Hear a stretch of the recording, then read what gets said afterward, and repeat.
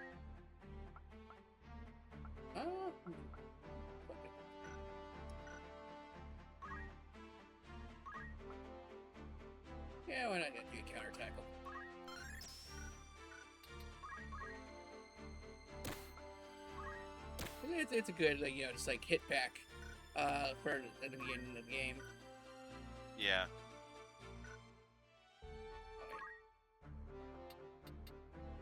Get the fuck out of here, dude. Come on, you really mean it? Get the fuck out of here. Fucking stealing from the break room, asshole. He ate somebody's lunch that already had their name on it.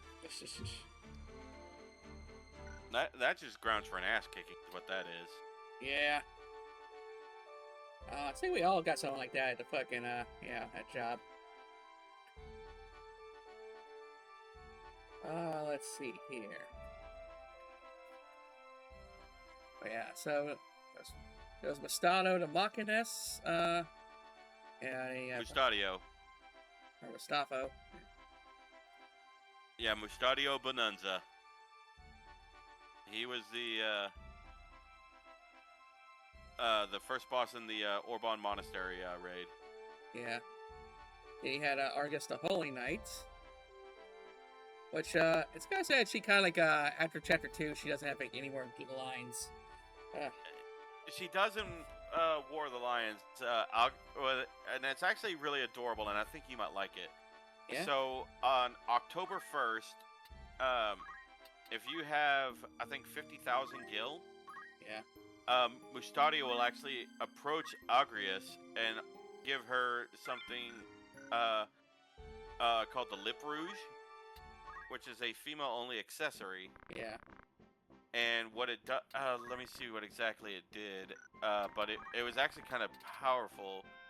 Tactics, Lip. Yeah, the Tynar Rouge. It's an incredible women-only lips accessory disguised as lipstick. +3 to attack, +3 to magic, auto protect, auto shell, and auto haste.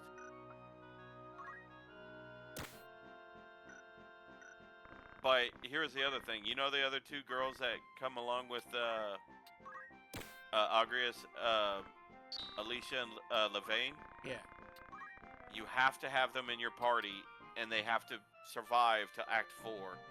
Because Agrias is basically, was it those two who told you about my birthday? Those two could never be quiet.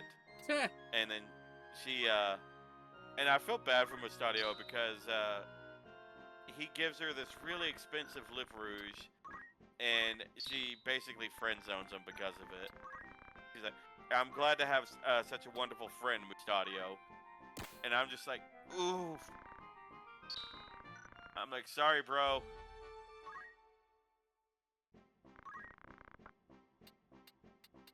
But, I mean, I'm like, you know what? Man shot a shot. Yeah. And that's fine because he has a gun. Yeah. Then we have, freaking, the Heaven Knight, Hell Knight characters. Yes. Siblings. I can't remember what they do, but they have pole arms, though. Yes, they have pole arms, and that is I know another class can use it as well. I want to say Oracle can use it, but I can't remember. Yeah. But, okay, so their Heaven and Hell skills were not good. Because they can do damage in a five person square, but yeah. The problem was the enemy would have to be in that formation because you could have 1, 2, 6 attacks go off for one of the casts, but the squares that the attacks would happen in were random.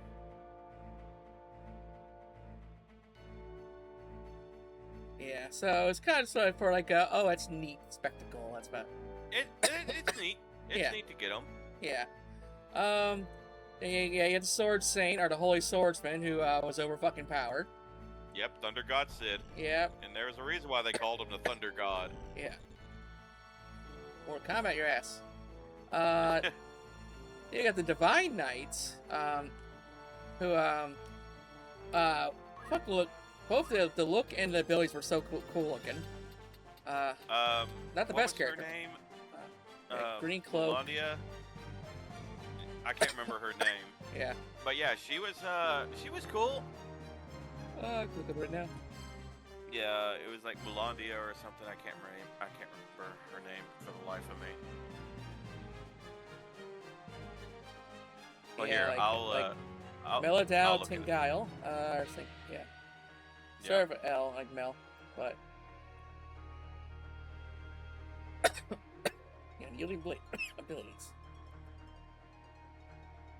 Okay, then we had the Templar, good old Beowulf. Which his abilities were so much fun, especially the chicken ability. Yeah, it was a lot of fun playing with Beowulf. Yeah. And it's also, obviously Beowulf is, called back to the epic of Beowulf.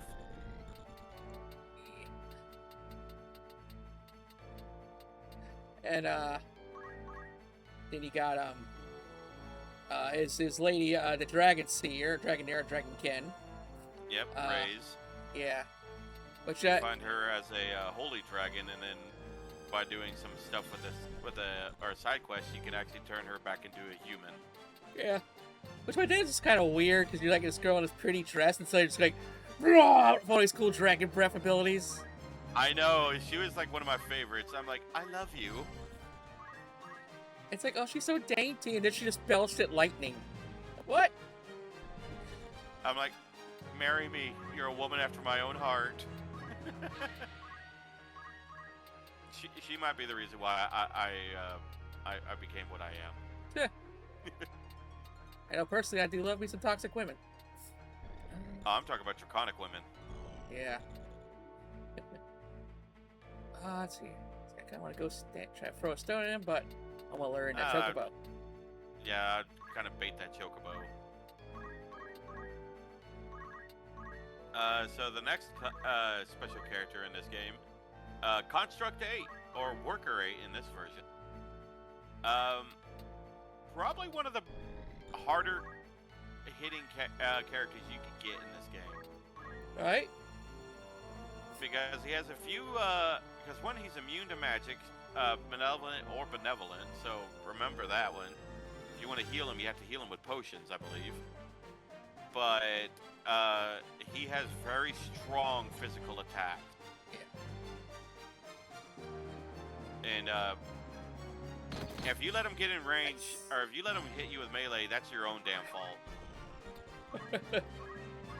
Oh, this chocobo's completely boxed in and fucked.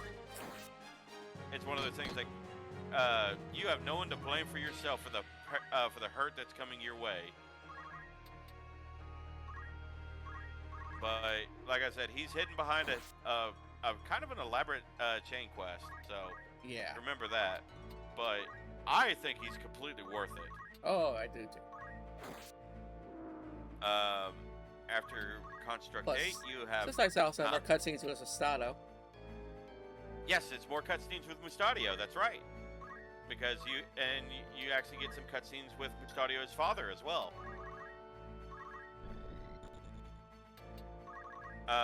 The next hidden character is Cloud from Final Fantasy VII. The soldier. Which that was always trippy, like, oh my god, it's Final Fantasy VII, like, how in the fuck? You know? This crossover didn't really happen back in that day.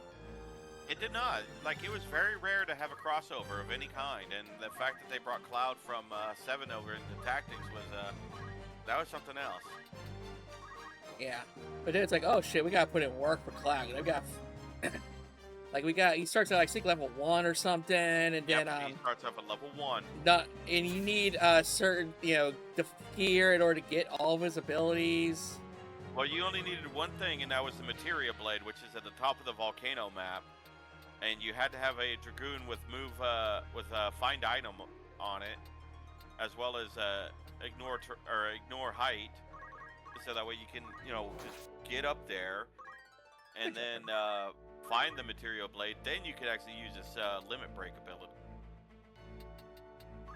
But you're gonna have to level him up and keep him safe. Because, like what Tilly said, he starts off at level 1. Now, the good thing is you can pad his HP a fair amount with gear, because you're in Act 4 at this point, late into Act 4. So yeah, because by then it's like you're level fucking 60 or something. Like, is it worth it? Like they like take a step back. That's why a lot of people like don't try to level up every single Pokemon. Yeah. Yep. And so then the final character, which I have only gotten once, is Bybos. He is in the Midnight's Deep dungeon. The Game Hunter? Huh? And there a Game Hunter? Hunter? He's in War. Yes, there is a big Game Hunter, but he's in War of the Lions. Okay. Bybos is in the original Final Fantasy. I'm trying to remember who he was. Oh, that's right. I think I know you're. I just kind of got fucking like one of those flying eyeball creatures or something. No, he is. I can't find him on the chart. I got you. I got you, honey. Let me copy his wiki link, and I will send it to you. That's him. Okay. Yeah, he helps when you fight Elidibus, and if he manages to survive, he'll actually join Ramza. So yeah, I don't think I ever bothered with that deep dungeon. A lot of people didn't, because it was 20 floors and it was pitch black. Yeah. Was there like a single way you can eliminate it somehow? I can't. Or no? Do what now? Was there a way you can illuminate it somehow? Yes. The only way you can illuminate it is by by crystalling enemies. So whenever an enemy would die at their final, after their countdown, you would hope that they would turn into a crystal. And the more enemies that you crystallized, the brighter the terrain would get. So then you'd be able to find or be able to see your way through it a lot better. But the problem was the latch was hidden. Like there wasn't like a doorway or anything. You had to find the latch and unlock it, or just try to win the fight. Yeah. Okay, so I did my daylight.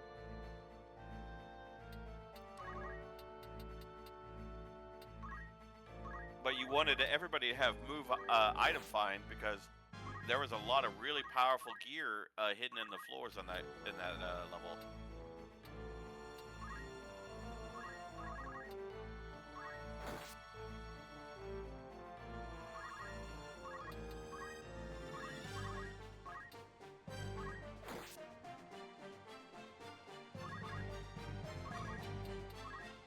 Alright, fight is conquer successfully. And then there's the two special characters for War of the Lions only. Yep. So you got Voltaire from Final Fantasy 12, the Sky Pirate. He's a lot of fun. Yeah, and he's like the most popular character in Final Fantasy 12. Well, he was the main man. Yep. And I don't know who the Game Hunter was, but look interesting. He was from Tactics Advance 2. Oh, okay.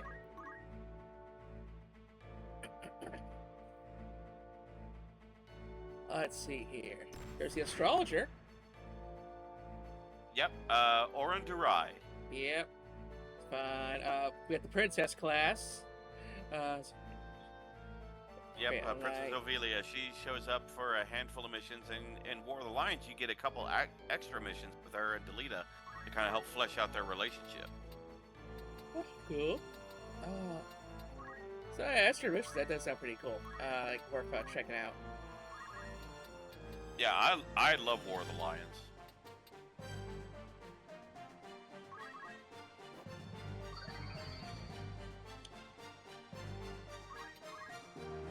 Though I always did laugh at whenever someone was poisoned, like Peppermint over here, I believe. Yeah.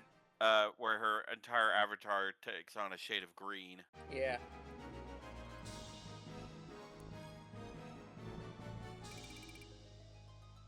Oh man, whenever the story gets so fucking dark and deep, like it's the end of chapter 1, like the shit that happens at the very end. It's like, oh dear, fuck, so tragic. I know. Like this, like I said, it should have been an anime, like this, like a Full Metal Alchemist type of anime.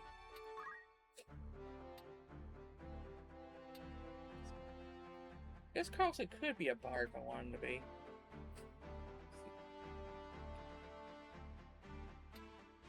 Yeah, Gordy's definitely built for melee, but I'm just gonna probably have him fuck off. Yeah. Because if I lose a character, I'm just gonna like reload the save. That's the good thing about not having auto saves in this game. If you fuck up, you can go back to your previous save. Yeah. Like I got real familiar with my reset button on my PlayStation because of this game. Just. See, nowadays, it's just you can't be degenerate locking a damn thing. Well, a lot of the problem is some of these auto saves. While it's good to save frequent and save often, sometimes it's best to.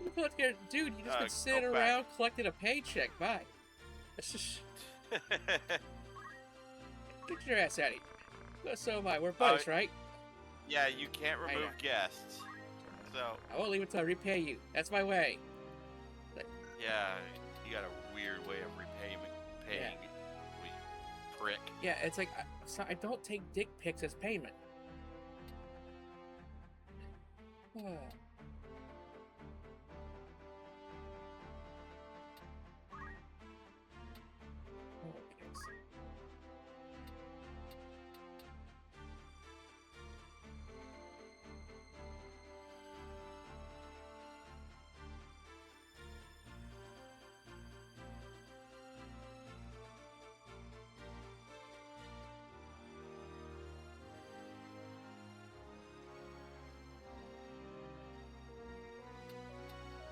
Okay, so got a blue hat. He's a postman.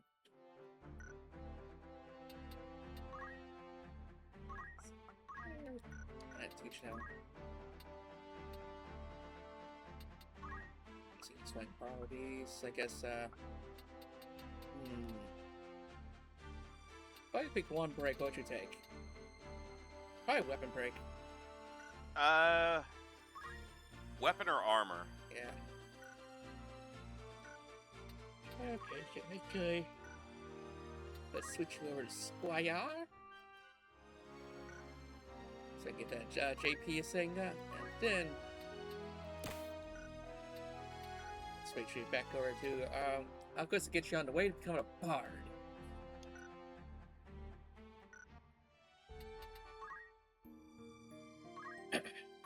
Well, I guess I'd say like even Act 2 has some deep spots, especially I think was one of the last fights where like remember the execution trap, and yes, I always thought that was kind of like one of the toughest ones.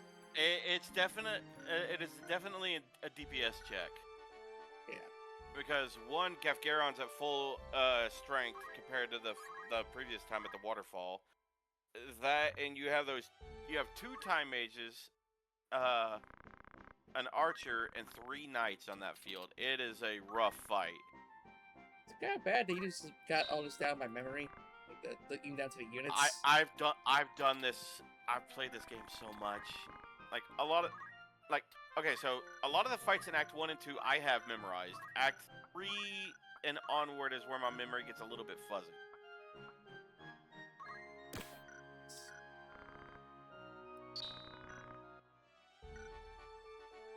But like some of the guest fights and everything, I have memorized. Also, you know, it's like the calendar system up top there. It always takes a day. Like, what's the significance of the calendar system? Say that one more time. What's the significance of the dates? Oh, it's basically it doesn't really have any real meaning other than showing you know what your for your birthday and everything. Yeah. That would be funny if you got like a cake on your birthday. That'd be nice. Yeah, like one healing cake or something. But like I said, on War of the Lions, to get that Lip Rouge, you have to land on a city on October 1st. Because that's Agrias' birthday. Also, Umbra is still there. We've been vibrating for 2 hours. Oh, this was all kitty cats. If it vibrates more than 4 hours, consult a doctor. I was at a CVS today, seeing I got some Benadryl. Oh, yeah? Yeah. And, couldn't find the Benadryl, but it turns out CVS sold a whole bunch of sex toys. I did not know this. CVS? Yes. Oh, yeah, I remember someone telling me, oh, yeah, they sell vibrators at CVS now. And I'm like, Vibrators, no vibrating butt plugs, vibrating cock rings. And the worst part about it is, like, it's the child aisle is right next to one aisle over. All the child medicine. Oh, God, no! And on top of that, they put locks on all of the vibrators, so you can't even be discreet about it. Oh, no. Have that separated from one side of the store to the other, please. Yeah, and even then, they'll call you up for being a pervert. Like, bing, we need a lock key for the adult toy section. So, it's like, yep, it's a seg. I should have taken pictures, but yeah. I would not be able to walk out, or I wouldn't be able to show my face. I mean, as down bad as I am, I do have some standards. Like, I have been. Oh yeah, they do have the order list. But like I've been in adult bookstores before, and I still feel a little embarrassed whenever I get something, you know. And see how we want to form. Now, so for the viewers, if you notice, everybody has 3 bars: your HP, your MP, and your CT. Your CT is your count timer. Whenever that hits 100, you're able to go. That means it's your turn to go. If you just move and wait, your count timer doesn't drop all the way down to 0. It'll go down by half. I'm curious what auto battle would do on its own. It's just. Well, here's the thing. You could click on it, and it actually has options. Yeah. Manual fight for life. It's basically saying, oh well. Run like a rabbit. Yeah, run like a rabbit is run away. Fight for life is, aggressive. Protect a friend is, defend a person, whoever you wanted to protect and all that.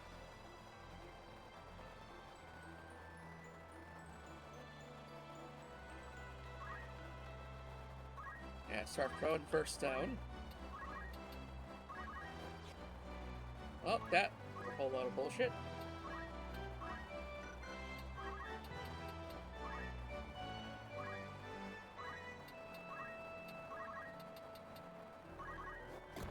Yeah!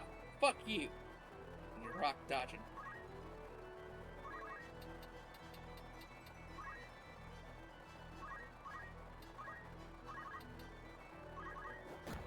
Oh. That's a harder rock.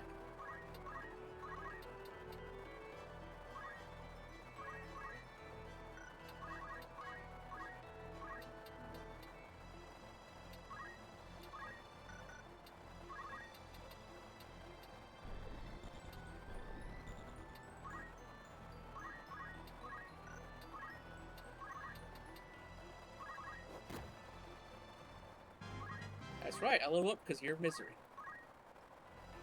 That's always satisfying when you get a double level up. Oh yeah, it's always great.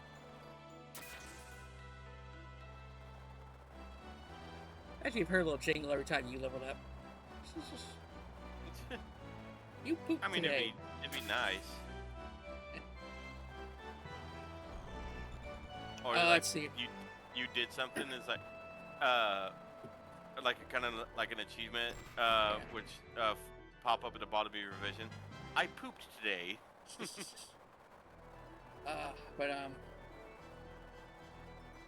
See, they're smart to try to go bots and rams up, but they're probably trying to do the pairs thing just so the other one doesn't get murdered.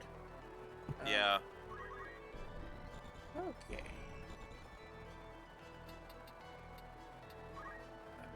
So, who trapped you? Cocksucker. good option turning her at night because you got that better defense now. Yeah. Well, did you get her some actual knight armor, or is he just kind of still running around? I think she got her some armor.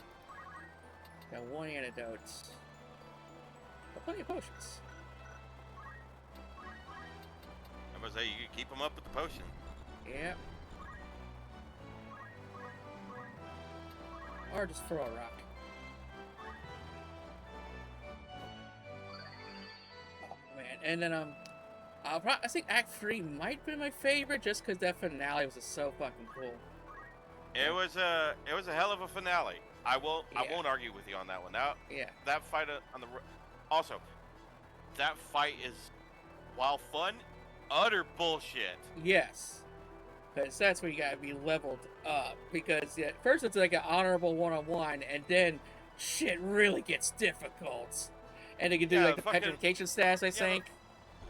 Yeah, you have the marquee there, and you're like, oh, okay, I can beat this son of a bitch. Then 2 assassins show up with 2 abilities: Stop Bracelet and Stop Anklet. One is 100% stop, and one is 100% stone. Or 100% dead. I'm like, fuck you, game! But luckily, the good thing is, if you knock one of them into critical health, the fight is over. So you basically just have to hope and pray your team is able to go first, and you have some hard hitters. But I know at the end of Act 2, when the real enemy makes itself known, the Lucavi. Yeah. I was not expecting that. Oh yeah, when the fucking the priest turns into that fucking bulbous monster. Yeah, he turns into fucking Kukulane. Yeah. That was terrifying. It was he had his ability where it could have doom, sleep. That's a hell of a hit. Holy shit. Yeah, it has doom or sleep and paralysis, I want to say. But yeah, no, he was a hard fight.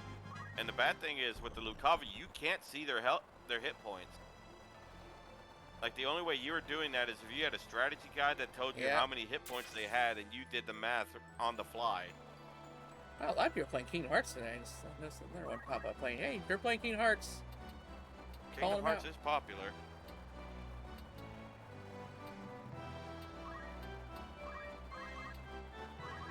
You the healer. And then she counterattack us, be like, "What the fuck, bitch?"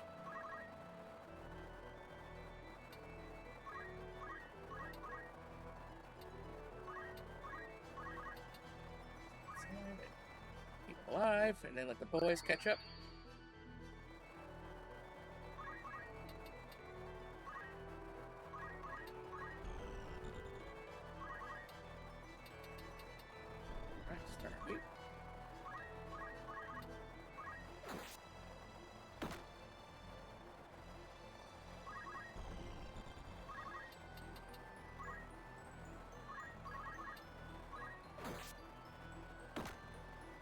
It's not fun. It's somehow the grind in this game never gets boring. Yeah, no, it's an adventure no matter where you are in the story.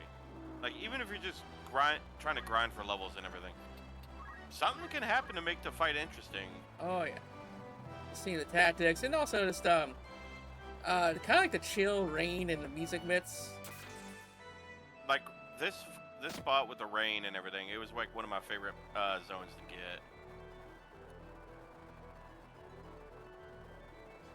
Even for PS1 sound design, they did pretty good with the rain. And she's sturdy. Bat slug. Yo, Bat Kitty. It's Slug's everything's my fault. Jeez. Well, it is. Yeah, pull it up. Okay, who deserves a stabbing more?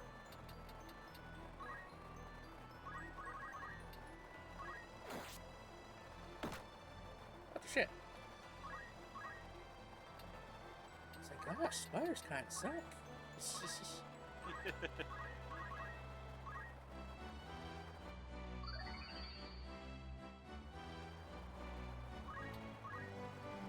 19 JP is better than 7 JP. I mean, any JP is better than none.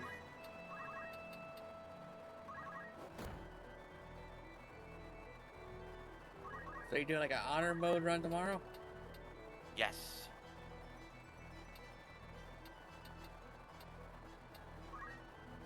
And it says it's gonna be your final honor mode run? No. Me and Dalton are gonna try to keep on going until we finish it. Oh shit. But my friend Strazzy, she is basically helping us kind of cheese the system. Yeah. So there's a method called having camp clerics, which basically means you get three hirelings to show up, and what you do is you have them turn into clerics and use warding bond on 3 of your party members. So that way, no matter what happens, they take half damage from every source of damage, but the other half goes to that cleric. And the reason why you do that is because if they're at camp and still using warding bond, nice crit. You don't have to worry about them losing concentration on it.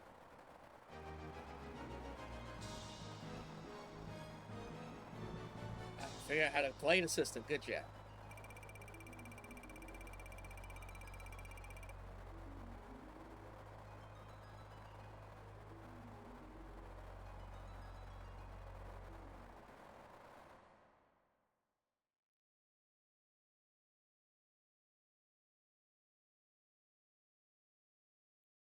Oh, why am I so like sleepy?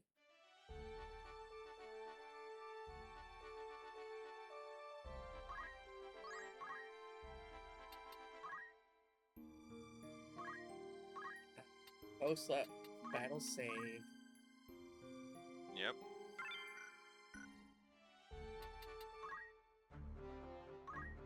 Oh. 500, so yeah, let's get you something else.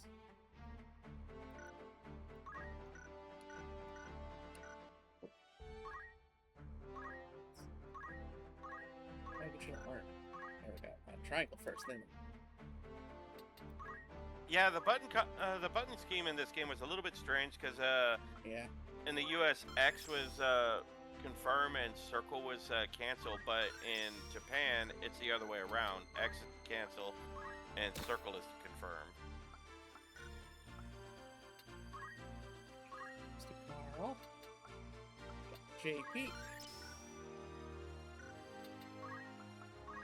Let's turn you into an alky. Pollock. Make that special brew.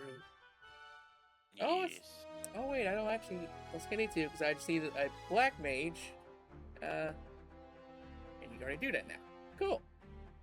Yay for skipping a step. Give me just 1 second. I gotta go potty again. Oh, peace.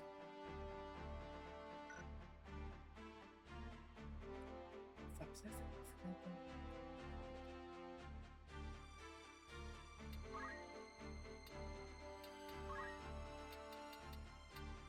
Solar? I still learn ice first, just because the goblins are weak to that. Take some fire while you're at it. We just need to get him to level 3. Okay.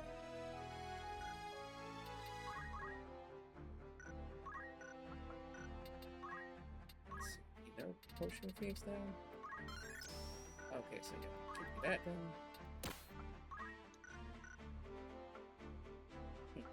Wizard.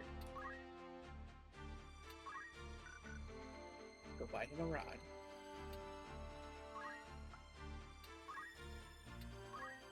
Chemist. Okay, sorry about that. Welcome back, darling.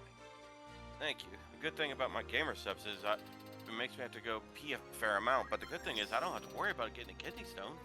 That's true. I guess that's a good thing about being diabetic. Ha ha ha.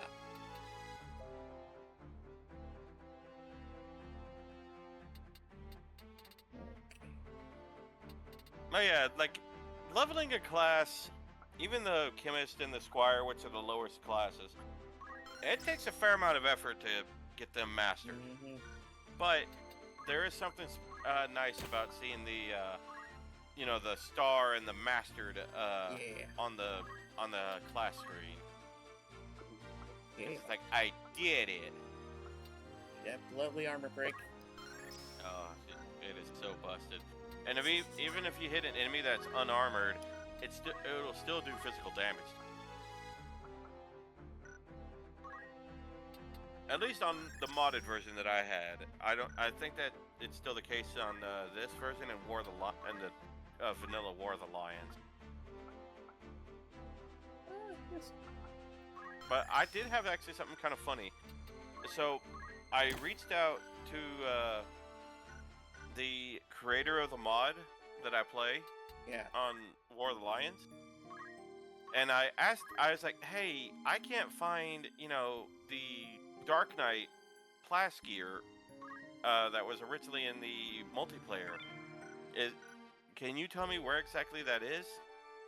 And the Mad Lad actually reached back out to me, told me where to find, told me, oh, if you go, he's like, I can't remember right off the top of my head, but if you go to the README file, it'll tell you exactly where you need to go. And then a couple years later, he reached out to me again and basically said, hey, because you reached out to me and asked me about this question, here is the link to the new modded version that I'm making for War of the Lions.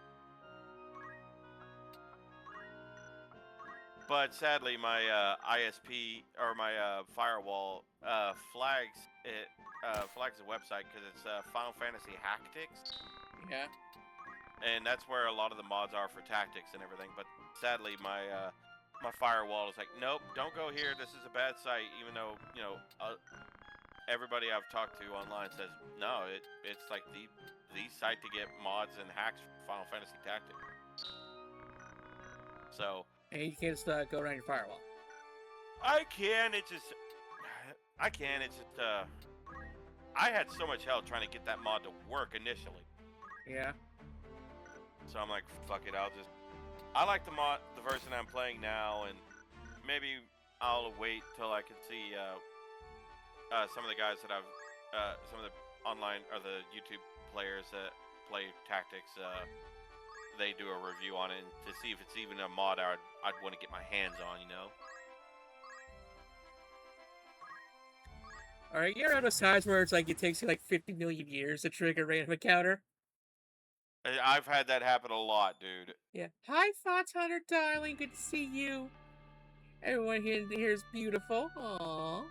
You're all strong. You give love and support to each other. No one can ask for a better group. You're there for the highs and lows and help in any way you can. And give hope to those that need it and make me proud to be here with y'all. And you're first. And Chase will give you a shout out. I'll give it just 1 second. No, go away. He's not telling you to leave. I'm done with this cat. No, I was hovering over your the tavern credits and everything, and it was covering up the chat box. And the La Plains. Okay, time for tacos. Fuck yeah. It's not even Tuesday. Taco Saturday? Huh. Salsa Saturday. There you go. I still love the argument on the Emperor Texas Speech device or if the Emperor had a podcast where Rogel Dorn and the Emperor are arguing about Taco Tuesday or Taco Thursday. Yeah. Ooh. And then Magnus had to pop in. Taco Tuesday's on a Friday. And Rogel and the Emperor we're both mad at him. He's like, Magnus like, and chaos reigns supreme.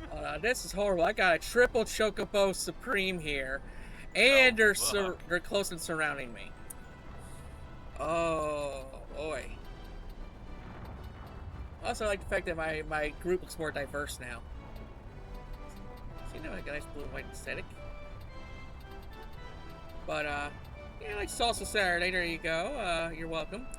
Or as Fox Hunter says, Saturday sandwiches. I mean, sandwiches are always good. Today I had a turkey and ham club sandwich. This thing was gigantic. You know, they had to put like the toothpick through it. Oh man. Did it have the olive on the toothpick? No olives, but there was optional pickles. So, close enough. Yeah. I don't really like black olives anyway if they're cut up. So this one's like, I want to kind of get rid of that cat as fast as possible.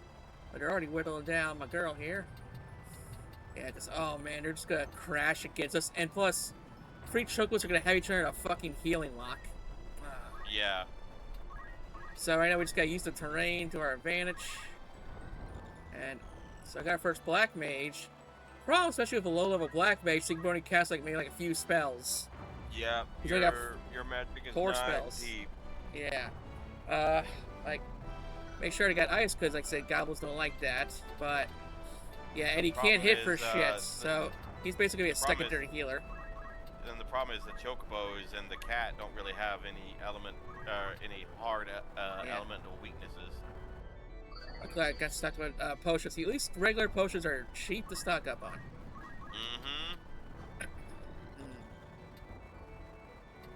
Because they're what, 50 gold or 50 gil per? Yeah.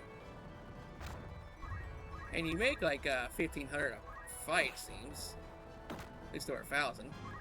So you should be able to get at least 20 fucking per fight if you want to spend it all on potions.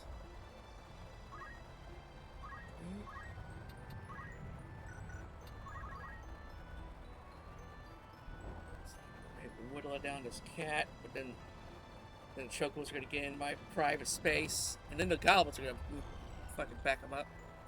Like maybe like 2 more turns. Yeah. Oh, he's going for the heal. Smart Chokey. See, now we gotta divert more attacks towards the cat.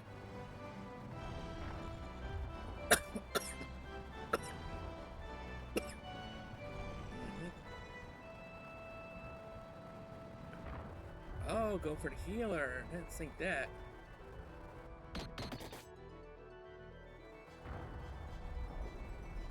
And because of the altitude difference, like she can't counterattack him. Yeah. So. Yep, the chocobo's too high.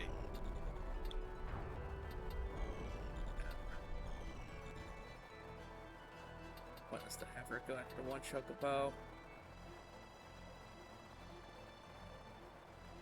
Basically, have to turn this to a clusterfuck if I want to keep the group together. Plus, I want to spread apart, but I don't think my party's too strong enough to really split up at the moment. Let's write it. Okay, so.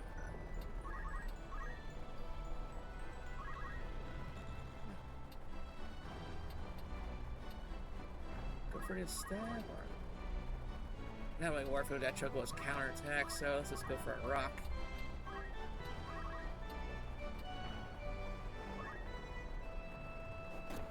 Yeet. Nice. Yeah, spike throw. I'm gonna pick up this rock and I'm gonna throw it at you out of pure spite. Yeah, they think they're smart trying to go after my cleric. Bad kitty.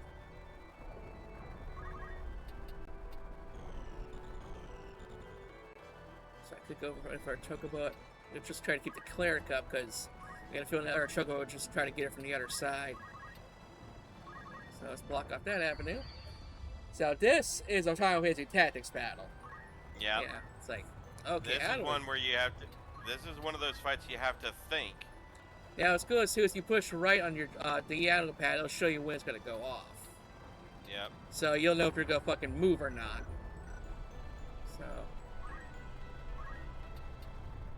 So yeah, False and Protoss. Okay. So yeah, it's probably the Gobos. Or the cat. 29, that's pretty good, and because he's on a ledge, he can't area of effect. Yep. So you can't get your boys caught in the crossfire.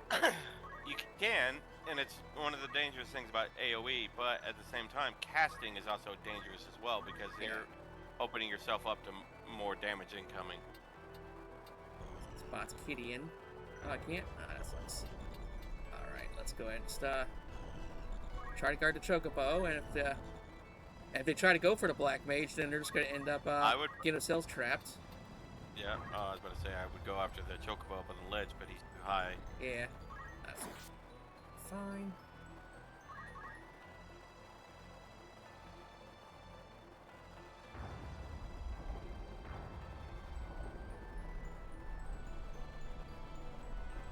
Style. Nice. But I feel like the show's probably gonna heal before we can get a chance to put him down. Yeah. Well, that's at least his turn, at least. Oh, good. Didn't do much damage for once. Alrighty. Choco's more hurt.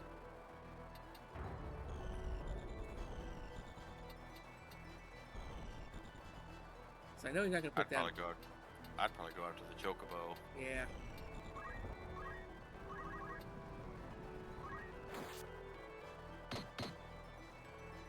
Click.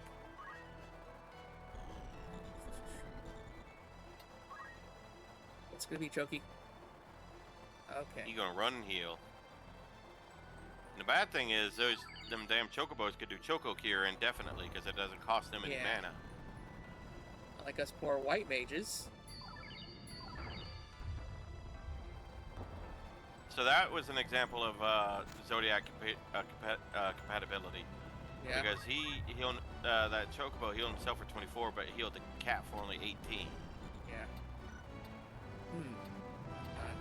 Cat's up to full strength. Let's see here. Do we go after Katie or the chocobos? They got me kind of spread it out now too, so it's like I got to choose a target. There's definitely a battle of attrition here.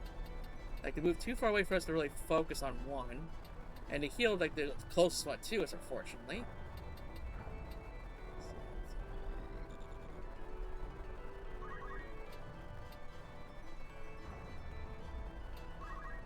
Guy stab you in the face for 16. Kinda not worth it. Yeah. I need healing. I think everybody's at a good spot right now. I'd probably just stab the cat. Yeah. Okay. I want to save the ledge spot for Ramsa. So. In your face. Yay, no retaliation. That's so satisfying. And a job level up too. Yeah. That's right. Inch a little closer, buddy. See what happens. Just go boot me on the head. Head pat. Very violent head pat. I was about to say, that's a mean head pat. Now Choco can't heal it. Aha. Yep. Well, the bad thing is that cat can jump over Ramza. Oh, I didn't know that. Okay. Let's see here. But he's trapped, and you have enough. You can do enough damage with fire to kill him, I believe. Okay, so he goes next. So. Demon, get down, Bubba.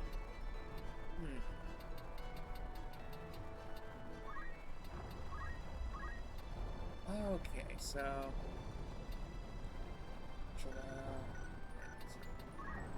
Range on move too, so she's just out of everyone's range. I'll just hate that. It happens a lot. Trust me. So I will kill a cat or weaken the choking. I'd get rid of the cat. Yeah. That's one less one less source of damage. Oh, just enough any damage too. Oh, by 1 point. Hell yeah. Now I do like where they said they give you the option to either for magic to attack the panel that they're on or unit themselves.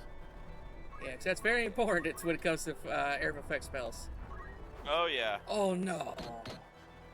Oh damn. Because if that would have been in my Ramsa. favor, because then he would have had to run away again, and now we're really fucked. You know, these guys are like, we're coming. We're tank build. God damn it.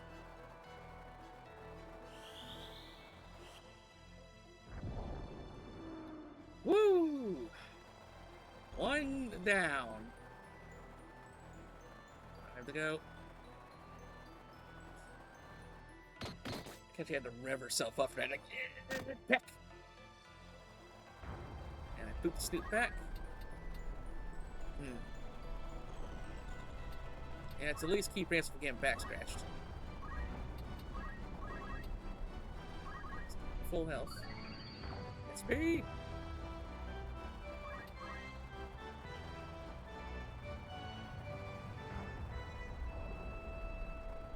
Thank you, heavy armor. So she's a good defense build. Not too great on the attack, but she seems to be thick. Yeah. Yeah. So I picked the right characters to venture outward. Run away, you little pansy! Okay. I feel like being bold and having to move outward and cast Blizzard on these two chuckle fucks, but no, I should probably focus on the fire. Yeah. Okay, oh, perfect timing. Watch out, you guys. I know, I'm just seeing the damage numbers. 24. So not enough to kill I want, unfortunately. But, wait, who's going next, though? Jolene and Peppermint, so, That's got 44, so yeah, tell it. Confident will kill it on our own, so... Wait. Then again, I can have the girls attack and then move, at least in this game. Well, here's the thing. You could actually go for the square to his right, and it'll bleed over to him on Not top this of one. it. No. Oh, no, I'm talking about the other one next to your knight. Yeah, no, but I'm thinking like trying to nuke this one. Because he's... Yeah, I don't have confidence the girls can finish him off, because he's at 44 hit points. Yeah, I wouldn't worry about him. I'd focus on the one that's almost dead. Yeah. Hit the square next to him, Yeah. and then... Alright.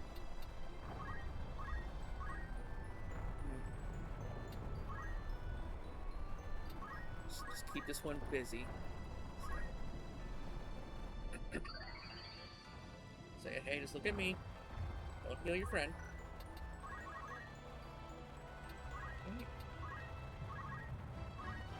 See, we can be shitty little healers too. And they can heal more. Okay. Now you can have Ramza walk up to his side and Soften him up. then bap him.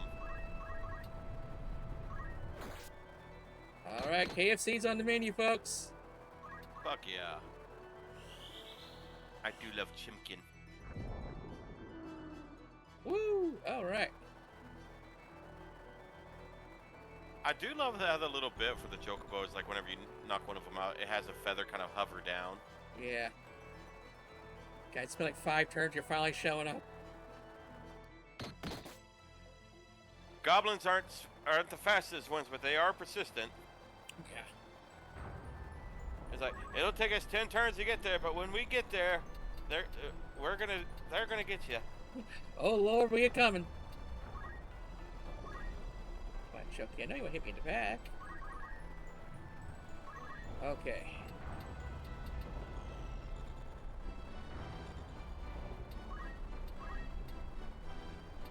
Focus. Okay, so.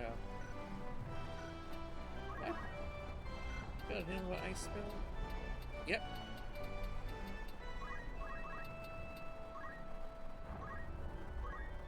Alright, make your last spell count, buddy.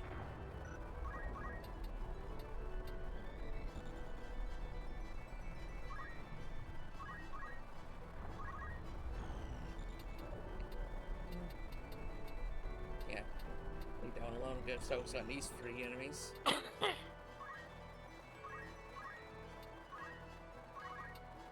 need a potion. I think they're in a good spot. Yeah. But, need that SP. See? There you go. See, if Joe was smart, I would have healed.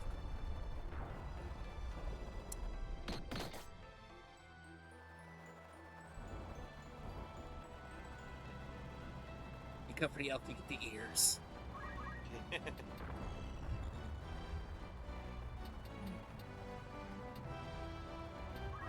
I was going to say, I'd probably move closer to the damn goblins.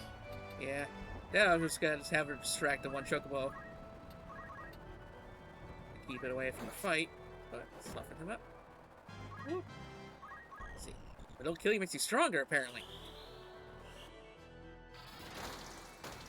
This game is praised for its animation quality. It was. It deserves every bit of praise it gets. No, Chucky, you don't get to heal him. He's mine. I get his soul. God, I could just see a slug saying, "Yeah, I get to kill him and I get his soul," and I'm like, "Yeah, no, that's Hi, not, Emily, that's not a darling. How you been? Oh, thank you for the sub. I see I lost a new sluggy bone in the Discord. Final Fantasy 16.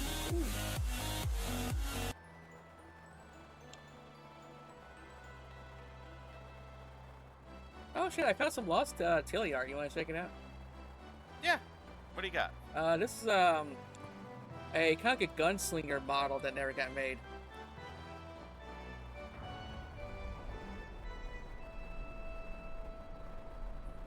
Where exactly are you putting it? Sent here. Oh, there you are. I like that. That is really good. Not so used to seeing you with glasses, but it's still really good looking.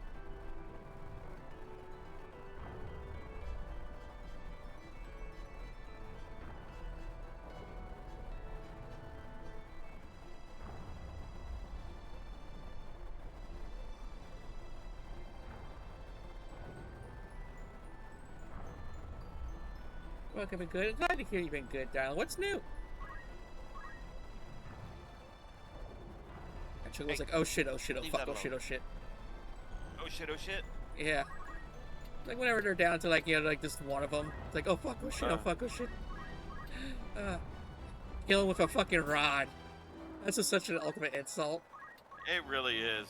Like, I know that later on, I think it comes in Act 2, but I can't remember for certain. But I know that the rods could actually get magical properties, so you can get like a flame rod, and whenever you strike someone with it, they have a chance to get the fire animation as well. Yeah, the fire nation.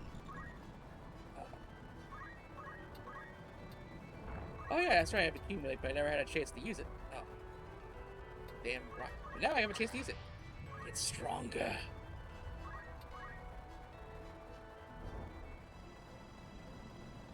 Go after the fucking Black Mage. The glass cannon. Oh, because he brings the KFC. Oh, nice dodge. I'm not even mad. I didn't understand your games, good sir.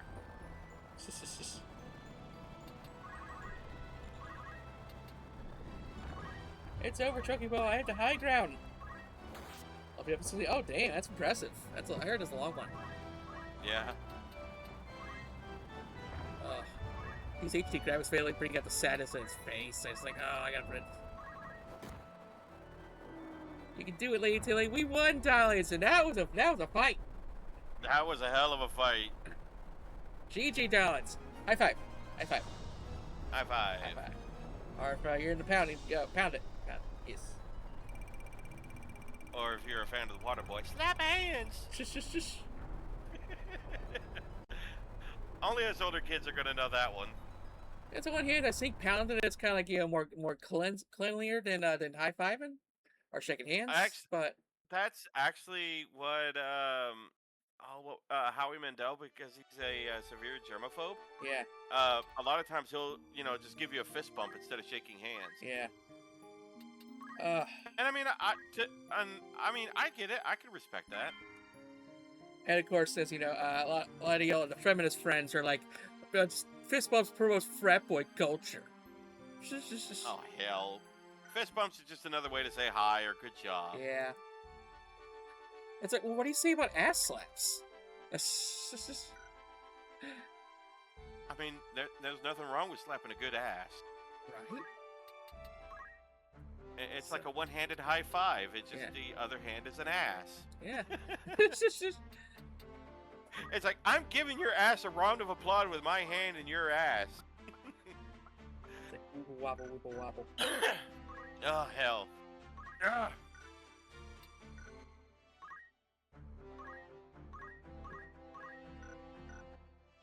so I gotta press triangle in order to get the emote.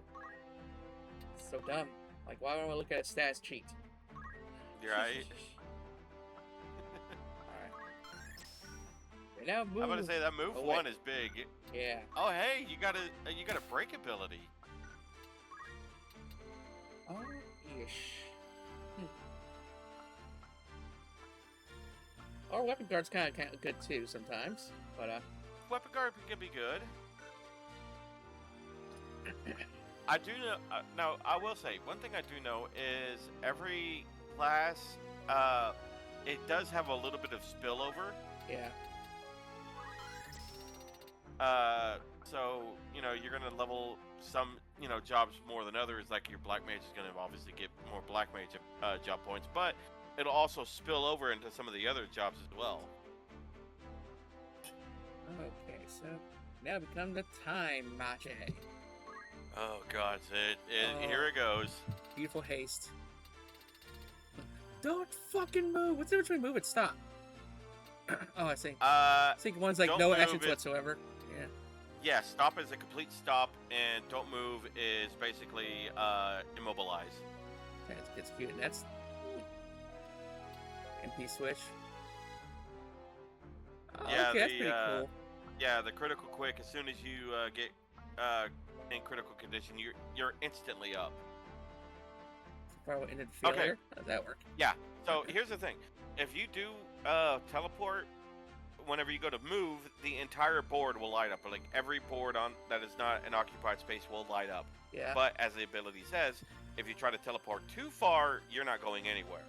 So it's you kind of have to remember how far you can go. It's basically a way to get out, like if you're going a short distance, how to get away or get out of being surrounded. It can be good, but you got to remember how far your character can move. So since he's only got a 3 in movement, he's only moving three squares. Oh, is little Carlson ready for bed? You can see the outfit. I will admit the Time Mage and the Summoner have the silliest outfits. Like, you know what the Time Mage reminds me of a little bit? What's that? The damn, the art from Warhammer with the priest with the microphone on his collar. Oh, I can see that. Yeah. Yeah, Pope Shaftat the 23rd. Yeah. And now you'll never unsee it. Shush.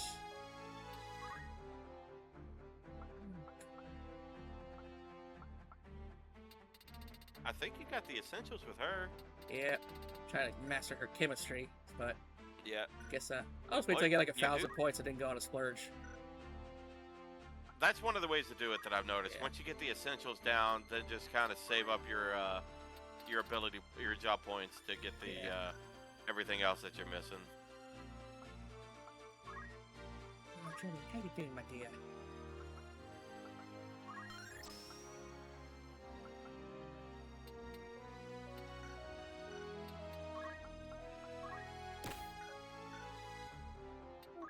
Awesome. Okay, Oak Steve.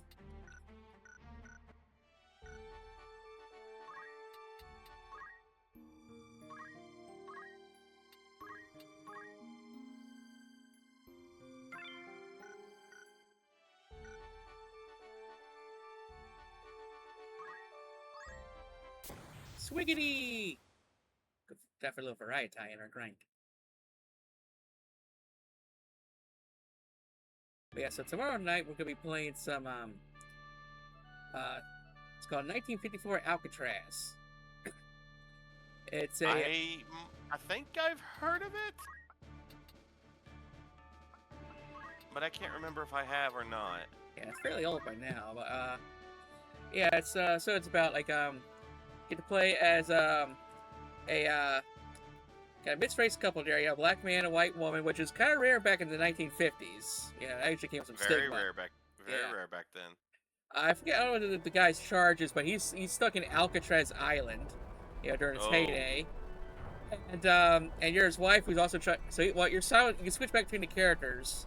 And it's a point-and-click adventure game, so you got your various puzzles and your interactions and stuff. Yep, that whole spiel. Yep. Ooh, our first skeleton. Look badass. I love skeletons.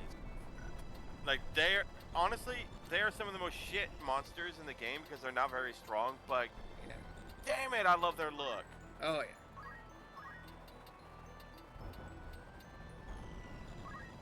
Like, the highest one, I can't remember what they're called, but they have I think it's like lightning, water, and ice anima, Yeah. and they basically just throw a spirit at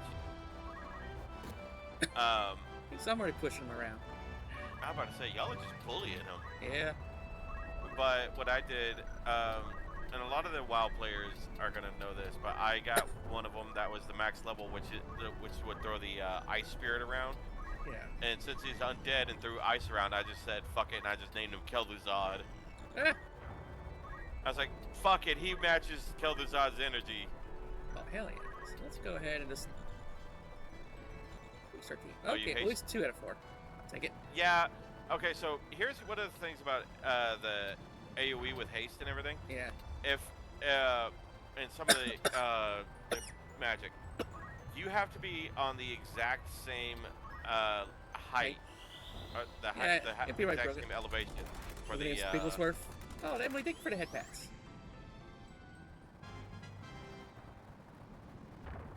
Sadly, there's no Moogles in this game other than the summon Moogle that does heals. Yeah, because apparently they've been slaughtered to extinction. Good for them. Yep. Wouldn't you say the Muggles are the Muggles? The Moogles are basically the slugs of this. Would they be the slugs of this universe if they weren't extinct? Yeah, can you imagine if Slug always said Koopa or something? Like, Oh gods, no! Don't put that out into the ether. all right, it's like, so what are we gonna do today, Bagel? And We're not gonna do bagels today. What do you mean, bagel?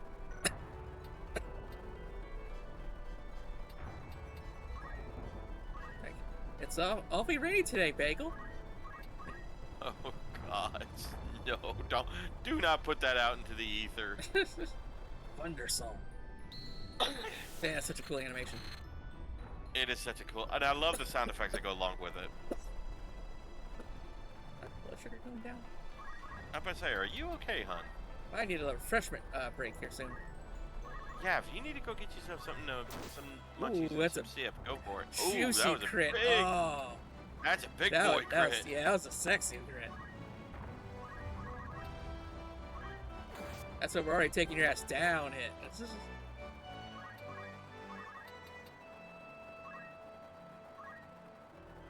see.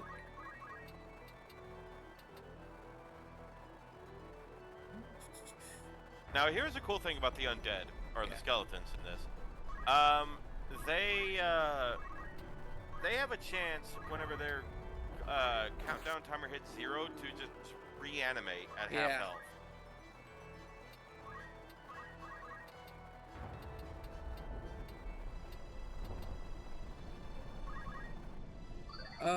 So I was going to say about Alcatraz Bagel. So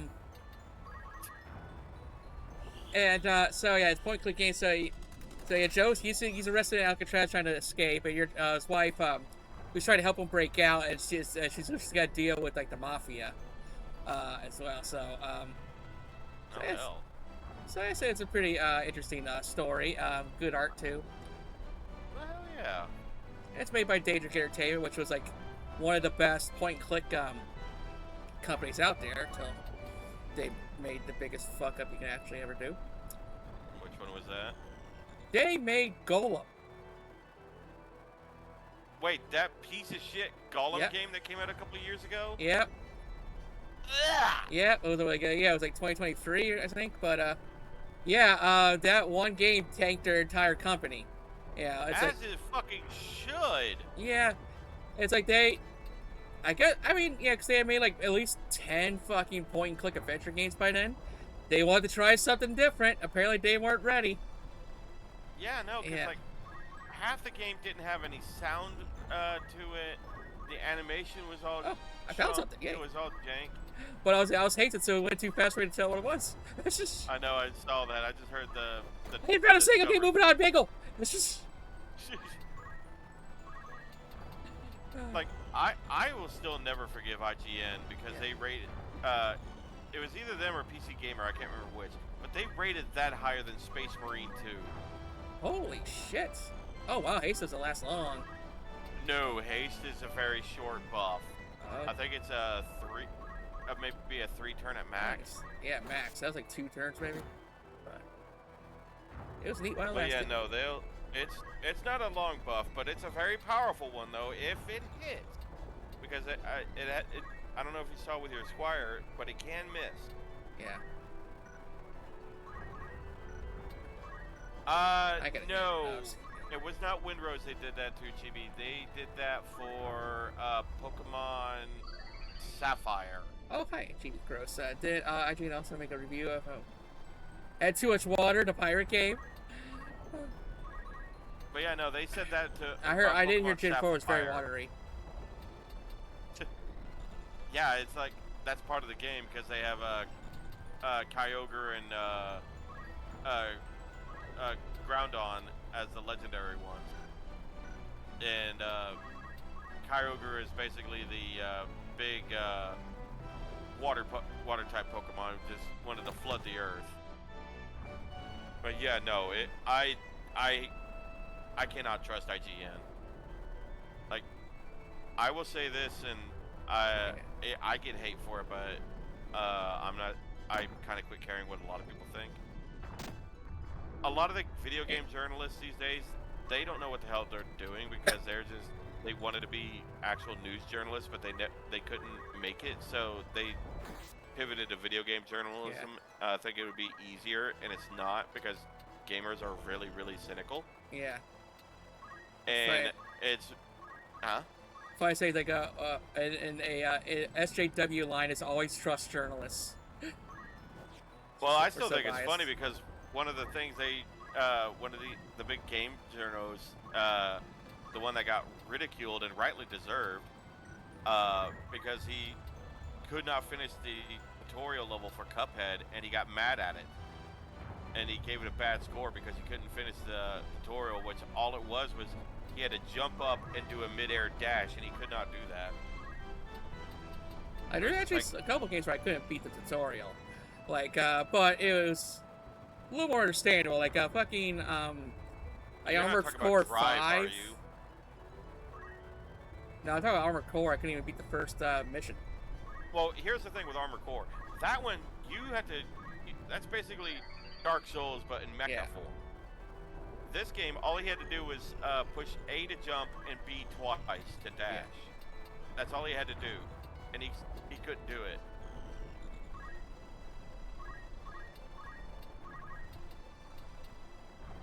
I don't know if that was him, but yeah, no, I will laugh at people who always say, oh, Souls games, or creators like Miyazaki, who makes Souls games and Souls-like games like that, like Elden Ring and whatnot. Oh, they need to respect their fans and put in an easy mode. No, they do not. Those games are hard for a reason. I could also agree, with that. Like, not every game is for everybody. Then that's the thing, though. It's like, but then we were like a couple hours ago, we were saying how the Love and Deep Space, they don't want to cater to gay people, but we're like, oh, it should be accessible. Everyone should get to play it. So why can't we have the same argument for easy mode players for Dark Souls then? Yeah. So it's like but so it's like why get mad at the devs for not allowing gay or wanting gay people to play Love and Deep Space then? We can't have a fucking easy mode. Make every game for everybody. That's where I'm coming from, but yeah. I mean, I'll agree with you that, for games like what is that genre called? Otome, yeah. Yeah, like, okay, so those games are more, for lack of a better term, visual novels. They're more about the story than anything else, and I'm not saying Elden Ring and Dark Souls and them don't have a good story. They have a good story, but half of it is hidden in the item descriptions and Yeah. the NPCs you meet. Yeah, like But for what record though, I argue for easy mode because like I see a game like Dark Souls or whatever, and I would like to get immersed in this world, but because it's just but I can't because I just can't even get past the first fucking enemy. So yeah, it's like so it's like I want to like make a goth character, like a blood hunter, and just have fun, just navigating through, learning more, and just immersing myself. But I can't. The barrier to entry.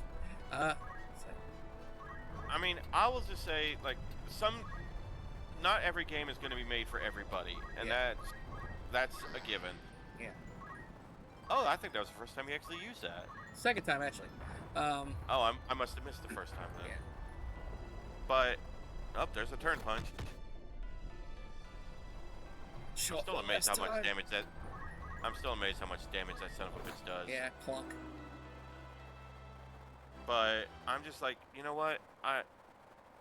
If you can't play the game, that's fine and that's understandable because, you have people with disabilities or what have you that they can't play these games.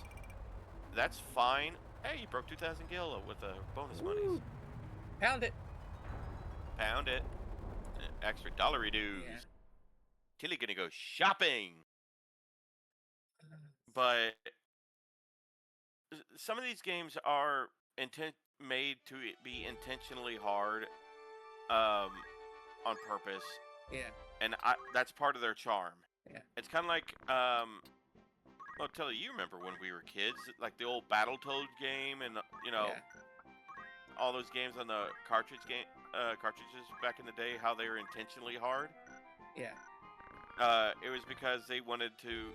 They didn't have the technology to make a 40, 50 hour long game. You probably get about maybe 8 to 10 hours out of it, but it was intentionally hard to have you keep playing it, and a lot of times video game rental stores were a thing, so that way when you'd have to take it back, you didn't finish it. Oh well, I still want to beat this game. Let me go extend my rental, or let me go rent it again so I can try to beat it. What's funny is that I'm from that era and time. Yep. So you would think I would have some kind of like gamer's pride instilled into me. Like many of them do from that day, the retro days. Yep. Nope, never had an inch of pride. I've ever since then, I've always played games on the easiest difficulty or cheat codes. And there's nothing wrong with that. Like I still say, like on some games, playing it on without cheats and everything, like especially if it's a real story-rich game, do it vanilla. Yeah. Like I've told a lot of my friends they wanted to get into Baldur's Gate, and I was like, do it unmodded for your first run. Because the story is really good, and you can make the story your own in any direction you want it to go. But that's my suggestion. Do it vanilla. What's funny is Carlson looks like a girl in that outfit, so it looks like a whole team of bitches. Time ages. Anyway, funny, ironically too, is like Yakuza. Those games were written by men, they're about men, and they're marketed to men. And that's what women find so appealing about them. Oh, kind of. Yeah. For lack of a better term, kind of peer behind the veil of what it's like to be a guy gamer and whatnot. I don't know, but I guess it's like the marketing backfired on them. Yeah. Yeah, because it's supposed to be a boys' club, but ladies love Yakuza, and the characters too. I mean, look at the main characters. You have Goro Majima, fucking Kiryu Kazuma, like for a lot of women that I know who have played the Yakuza games, they look at those two like fucking eye candy. I'm like, yeah, you know what? They're not my type, but I can respect it. I can respect it. What's kind of crazy is like women fall in love with Majima because they start with the first game, which is Zero, and then they see Majima gets crazy for the rest of the series, and like they're just shocked that they don't like crazy Majima, because what's half the reason why Majima's best. Yeah, but some meet him when he's a sweet boy, and they're like, "Oh, what happened to you? You fell off." No, I love Crazy Goro, man. He's great. I don't know. I just love a lot of unhinged characters because one, they're like some of the best fuel for comedy. Just like I remember watching my roommate play. I think it was the one after Zero. Yeah. And I think it was. I can't remember, but you see Goro lift up a sewer grate, and with one hand, and you just hear him say, "Kiryu-chan," and I saw that, and I couldn't stop laughing for a solid minute. I was like, "That is great. It's dumb as hell, and it shouldn't be as funny as it is." But the voice actor's line delivery and just the absurdity of the man's peeking out from under a sewer grate is just peak comedy to me. And that's like one of the most tamest things he does in that game.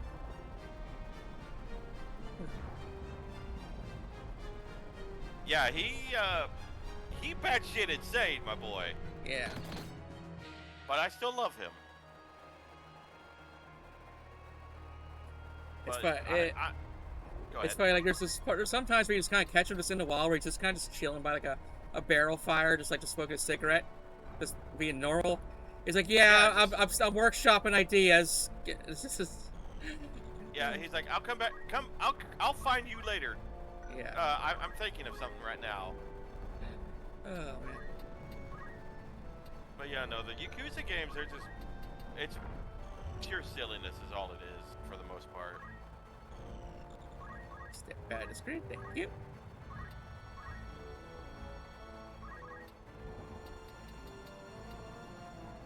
But yeah, no, there's a lot of games that are just peak comedy and gold.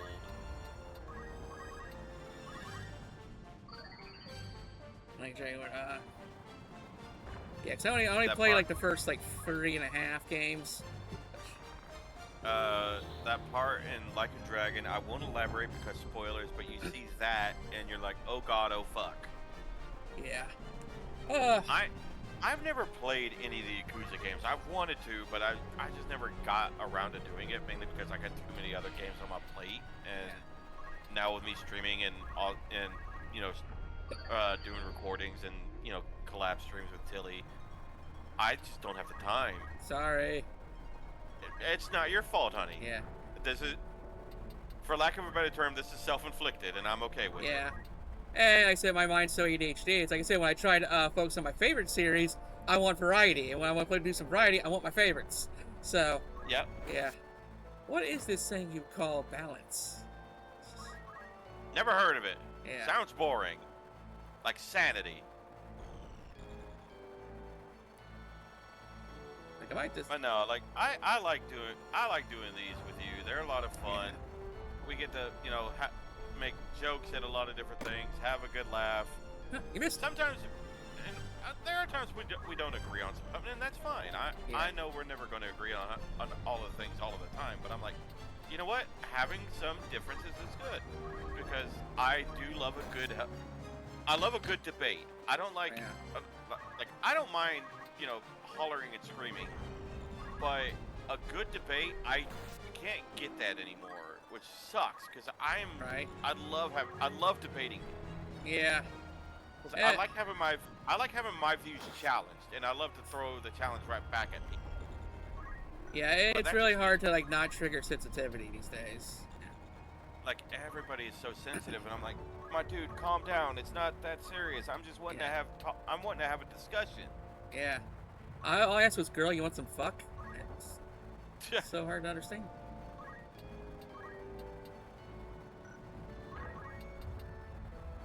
But yeah, it's like me and you are like me and you are really different in a lot of ways on some of our policies and whatnot. But at the same time, I think we have more common ground than differences, and that's what I love about us.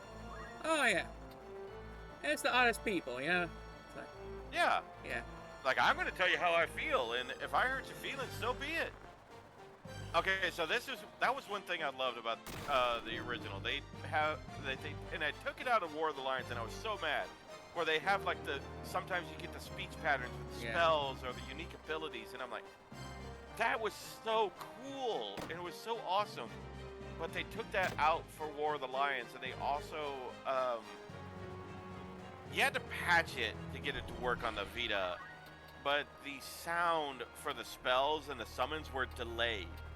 Or, like, the animations were delayed, but the sound stayed the same, so they wouldn't match like they would in this. And that's one of the reasons why I played that modded version of War of the Lions, is because they fixed that, and that was one of the big ones. That, and obviously bringing the gear that you could only get in multiplayer to, you know, show up in a single-player game.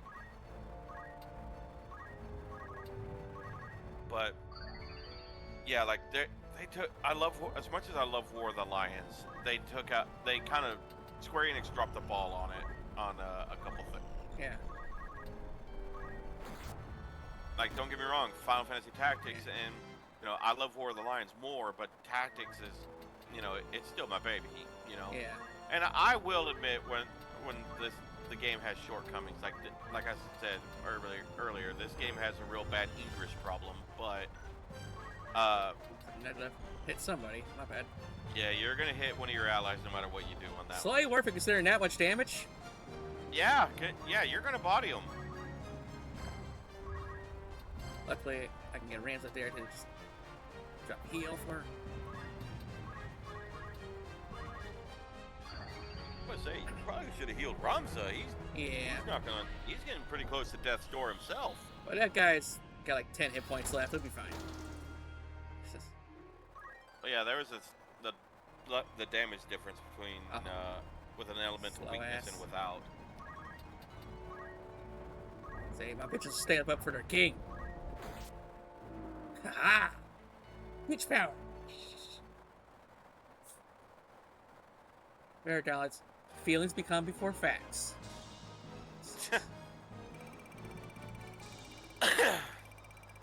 I mean, I'm in the opposite camp, but that's just me.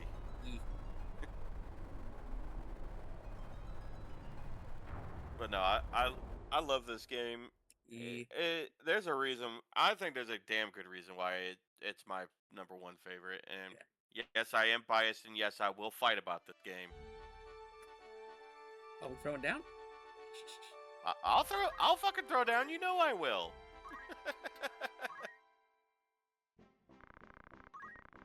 No, your troops are actually doing pretty good. Yeah, they're really coming along now. Oh shit, you're out of health Anyway. potion. Oh, So you I got enough to max fucking out. hell, 61? Yeah, there we go. We're good now. Oh, fucking hell, girl. And I still have enough to buy a Happy Meal. So Man, I miss the old 90s Happy Meals. That shit was amazing. yeah. Now they're fucking So- getting rid of employees. One thing that made me mad is we never got to taste like the original McDonald's fries, because originally it was fried in beef tallow, and I'm like, oh, that sounds amazing.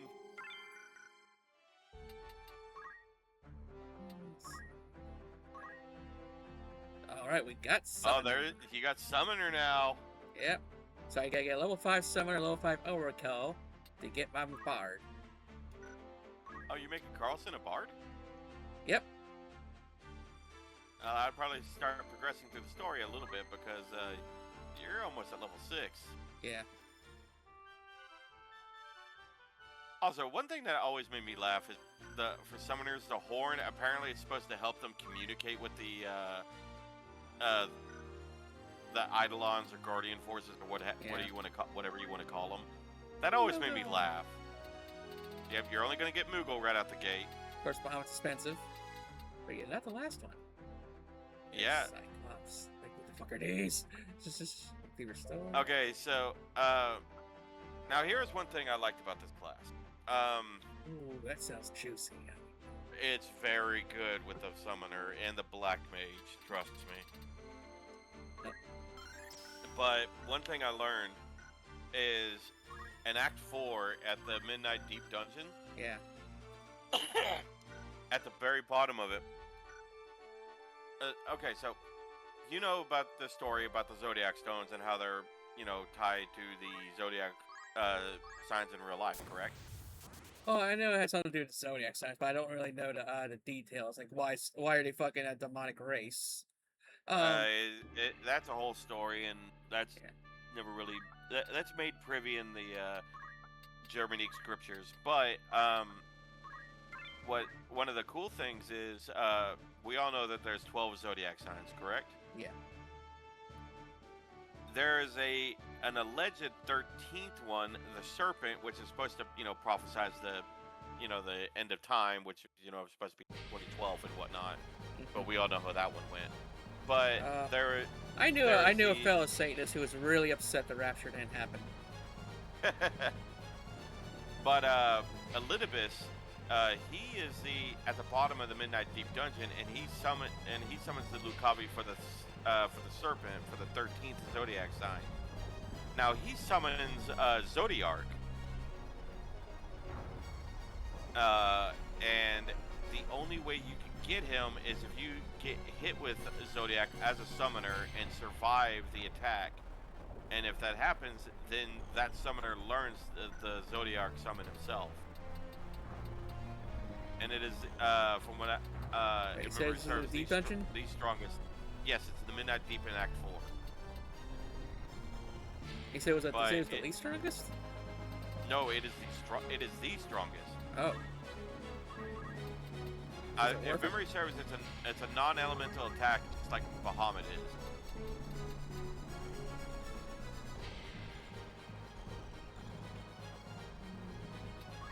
I'm about to say I'd wait for them to come up. Yeah. Because then the one that's elevation difference.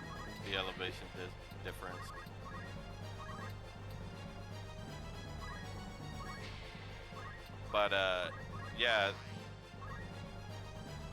with that MP halved, that's actually really good, and a lot of people are wanting two of those carryover abilities. I forget what it is with the circle, but they wanted the summoner's magic halved with the black mage's or the time mage's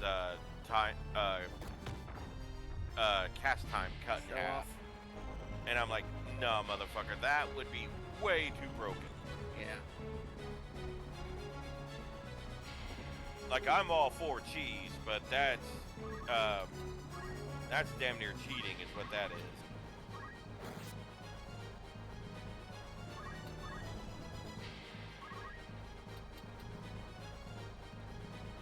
Oh wait, can I just throw a healing item at this guy? Yes, actually, you can. You can throw a health potions at the skeletons, and it will damage them. Suck it! I'm helping you! Take my love! He's not getting better. And I know if you do raise, it has a small chance, but it can kill them in one hit. Really? One hit point? Come on, man. I don't want to waste the fucking thing on you.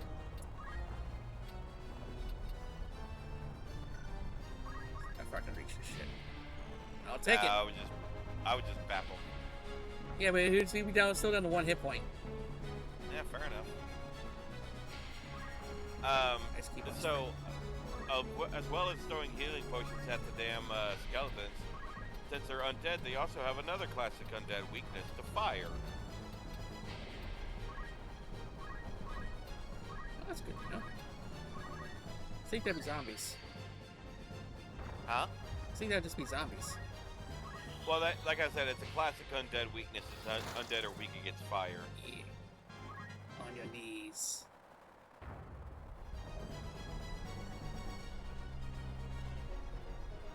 He's taking choice now, huh? Like, I'll just move one square, okay? Yeah, he being a little cautious now. Right hand. Cut, shutty, chop.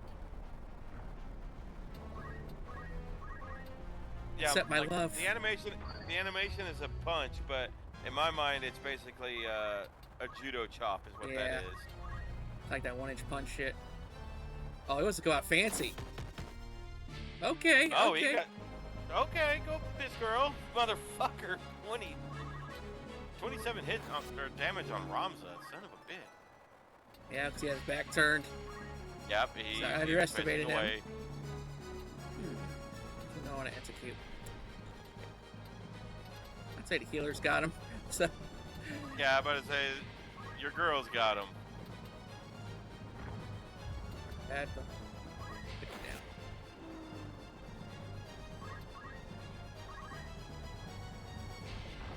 But yeah, there's like so many little systems into this game that you could do several runs of this game and not two runs be the same. Yeah. I love a good game with variety. It's one of the reasons why I love Baldur's Gate. What is the healing thing?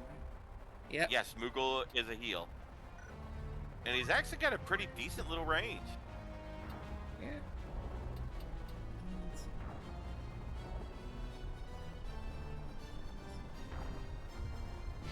I could, but let's just do the right thing and nuke the sky of ice.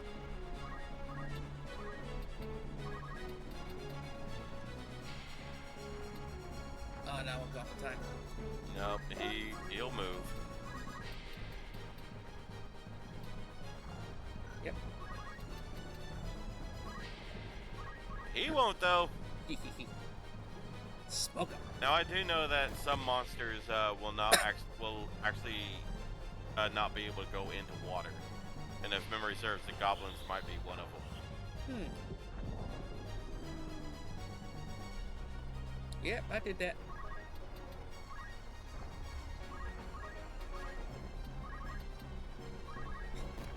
What are you gonna do? Jump off the edge of the map, buddy? Huh? I wish, but sadly there's nothing like that. Fuck this shit, I'm out. I'ma just get my stuff and leave. Excuse me, please. I've kind of developed a little bit of a habit of like whenever I go on vacation or have like a long weekend, I'll walk out of the if we don't have any customers and if it's just my coworkers there, I'll play fuck this shit I'm out on my phone whenever I'm walking out. Like my boss just gives me a look and I'm like, you know what I'm about, bitch. Leave me alone.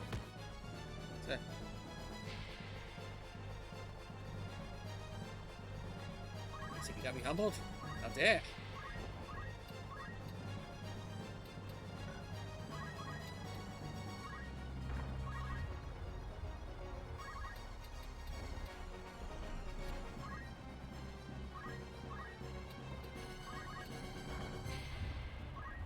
One shot? Yay! Sadly, no Moogle animation. Yeah. Fight. I think it's my turn. So he's way off the screen. Like and shot. I could just see Slug is like, it's my turn to go on the screen now? No? Okay.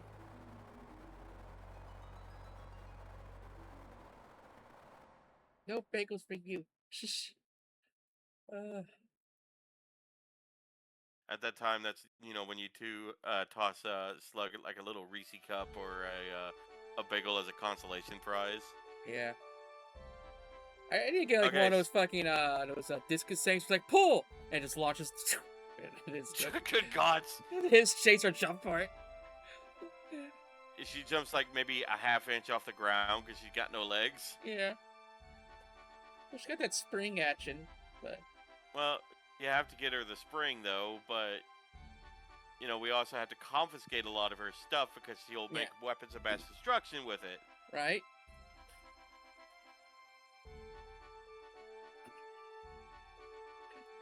Oh, man.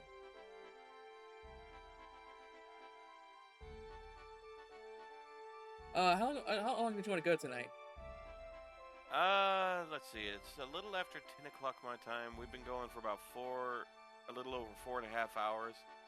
I could probably go another 20 minutes and make it an even 5 hours for the stream. So I'm like, I should have the refreshment break, but like we're close to the end anyway. I can hold out. I mean, if you need to go get yourself some sip and get your blood sugar up, go ahead, okay? I'll grab a drink at least. Yeah, go get yourself a sugary drink. I'll make me a fat sandwich when it's time. When I'm done here. Let's see. Yeah, I'll be right back. Yep. Okay, so Tilly has stepped away to go get herself a drink so she could get her blood sugar back up. So I shall try my best to entertain everybody. So hopefully everybody's having a good night. It is a weekend.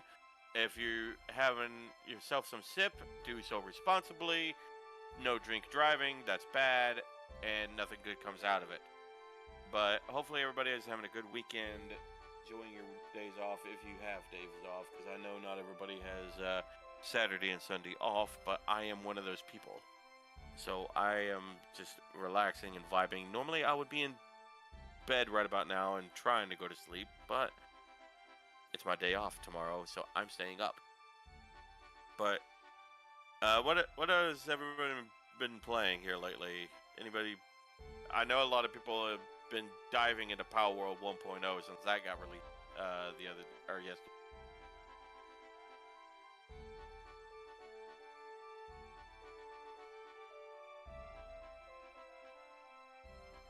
Excuse me.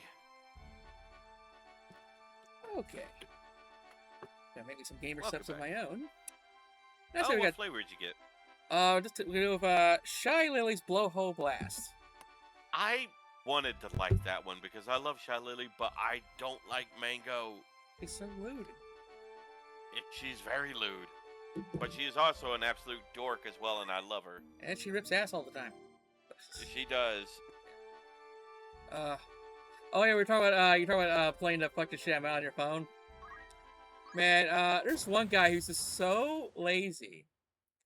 Because everybody would see, like, if he just drops something on the floor, like, he despises bending over so much that he'll pull out his phone first and play boss music before he starts bending down to get it. How bad? Like, how lazy can you be to do that? Dude, he like when we're in the break room, if he's microwaving food, and if the rotation ends on the food at the far end of the microwave, he'll punch in there 5 seconds to get it to rotate closer. You're kidding. I'm not kidding. It's like 2 inches further. Yeah. My dude. On top of that, his favorite food is pickled eggs. So he's always got horrendous farts. Oh dear gods, no. Yeah. Like, is this a current coworker or? Yeah, he's a Nepo hire. And we Oh well, that fucking yeah. explains it. He's a Nepo baby. Yeah. We nicknamed him Broken Arrow because he doesn't work and can't be fired. King hell. I would also call him Blister. Just how I said. Only shows up when the work is done. Yeah. Oh. Oh, I don't know anybody that, like, I'm lazy. I'll admit, I'm lazy, but I'm not that lazy. Like, Yeah. if I drop something, fine, I'll kneel down and pick it up. Yeah. But, like, even if it's, god's damn, an extra 5 seconds in the microwave just so that way you could get that. So, yeah, just so you don't have to, fully extend your elbow, I guess. Yeah. Like a.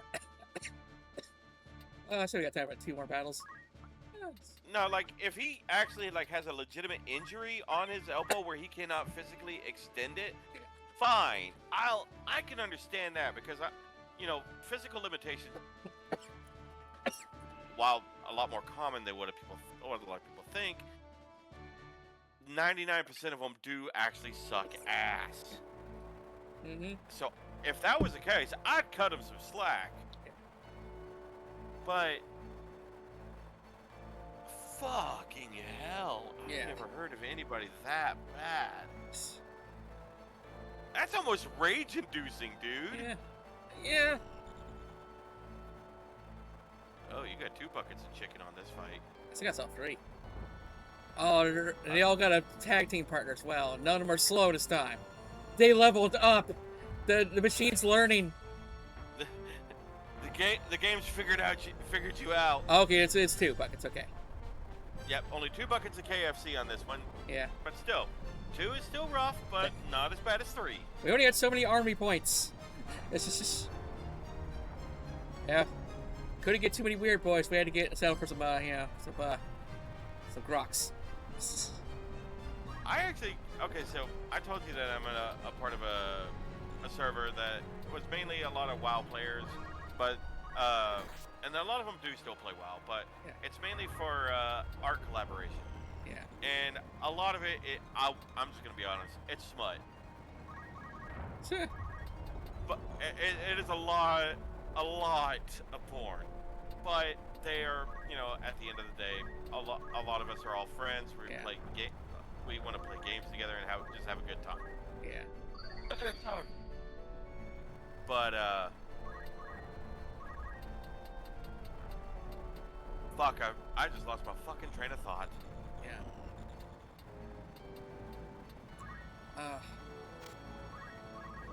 Yeah. I was going somewhere with this, and I can't remember what I was talking Some about. WoW porn community group. Well, it was something before that made me go on to that. That was making me want to go on that rant. What did I say before that? Let's see, we're talking about the lazy guy.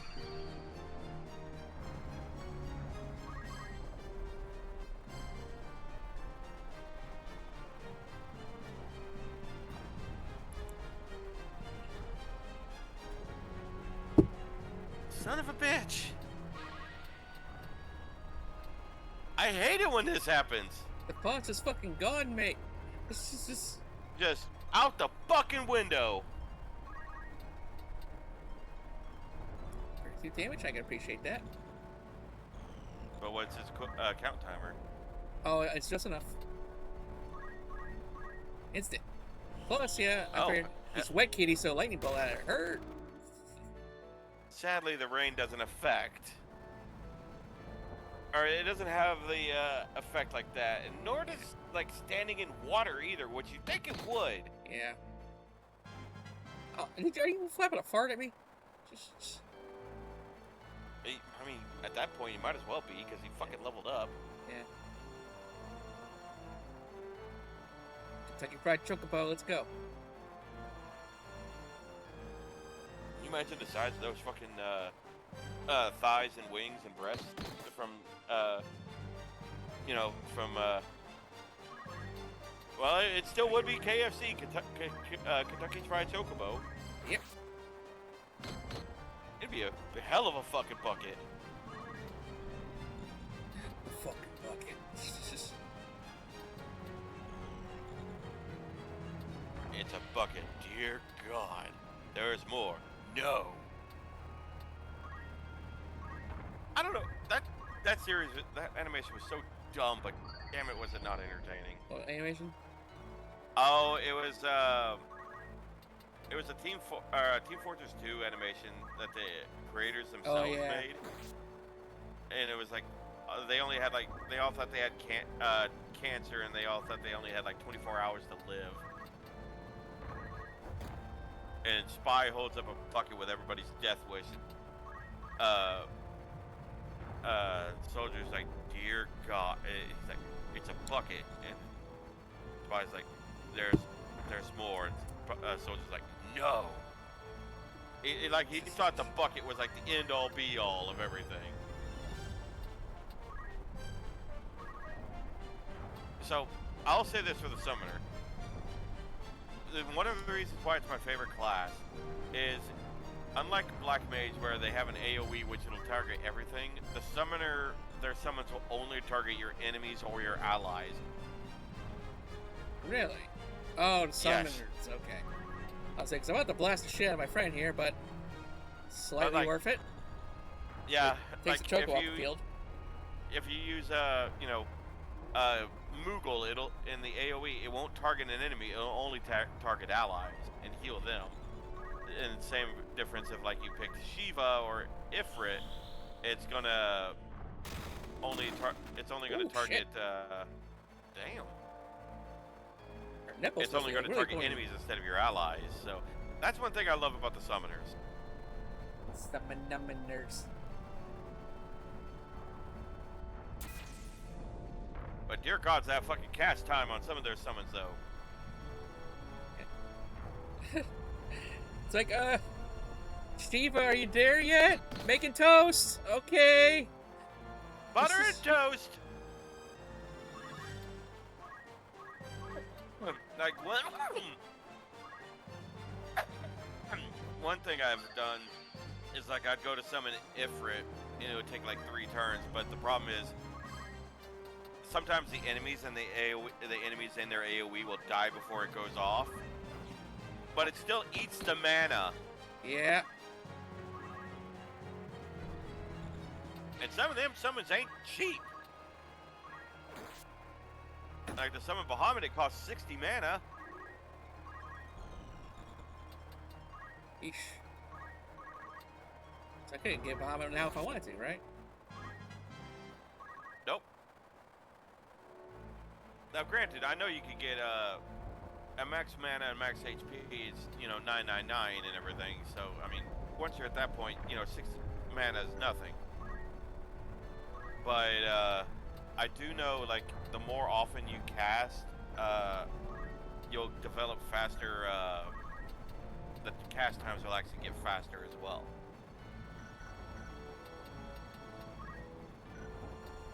Ugh.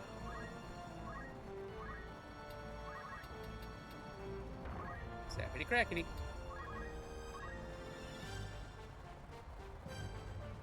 Oh, that'd been so funny if you would have walked into the AoE.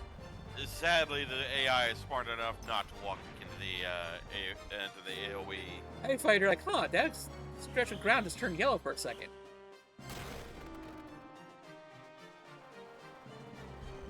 Man, that would save so much on burials if he just turned instantly to a skull. I mean, yeah. Definitely proof Need of a full death. casket. All you need is like to go to the grocery store and get a cardboard box.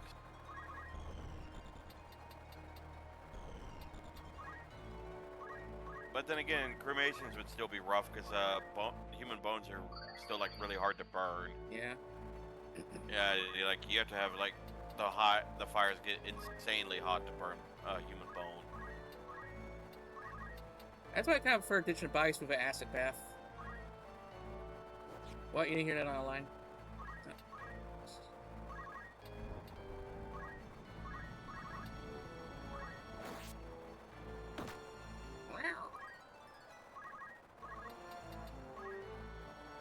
Bad pussy. Oh yeah, I did a critical hit to that pussy. Good God, Dilly. Yeah.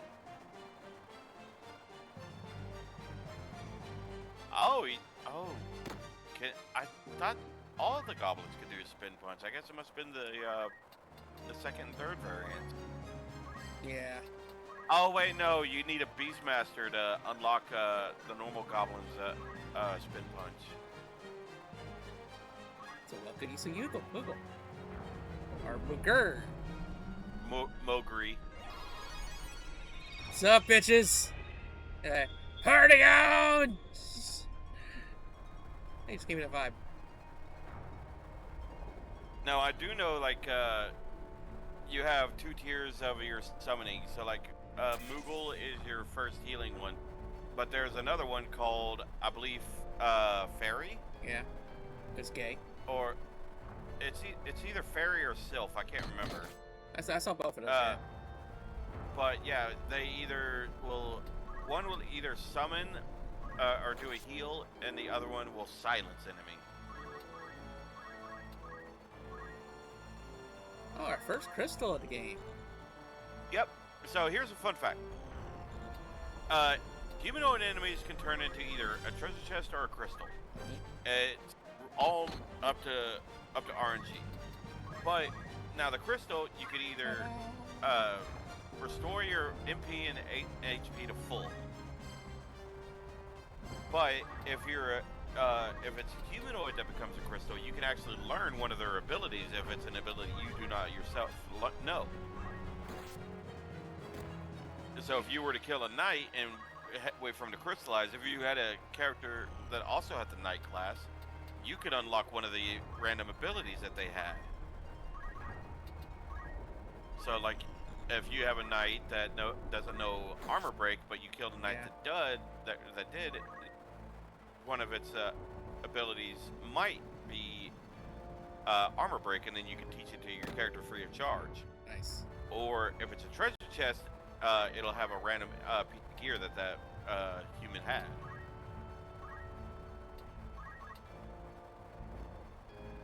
Let's go ahead and cast magic, no more. Yep, he is out of mana. I'm just a stick swinger now. Out. Unless I get that skull it turns into a crystal. Yep, it will be the only way that you can restore your mana. Nice placement, by the way. Yep. See, I get pretty good now at you that. could... Huh? I can get pretty good at placements. Yeah. But you could also stab that goblin and then run and grab that crystal for your chemist there and feel it top her off. So, I don't know, he might counter me pretty good.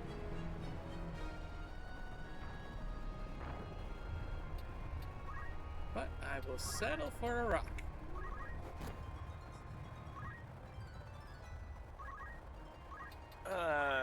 Tyler 87335 redeems sloppy seconds. GG, Tyler.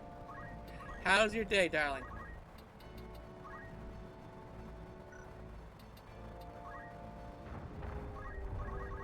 And that Gabo. Since he hits for 24, so he would have taken her down with a counter. Yeah. C6. Let me give Tyler a shout out real quick. Man. It's always 24 with this fucker.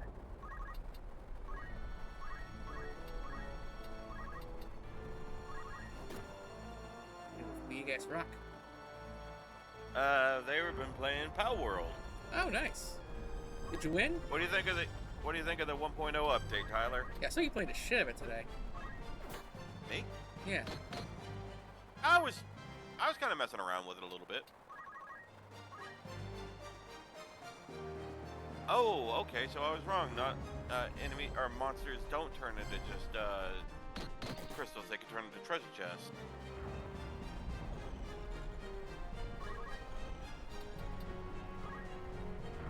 What's inside? Hi, Ether. Hi, Ether. Hi, Tilly. Hi, Ether. How you doing? Pretty good. Just a bottle. That's some money right there. Yeah, Oh, you're... You chopped off your summoner. I forgot that was a thing. Yeah, if there's somebody in the way of you throwing a healing item, the first person it's gonna hit, they'll get the heal. Probably not worth it. Well, hold on. What battle skill did she have? All she has is armor break.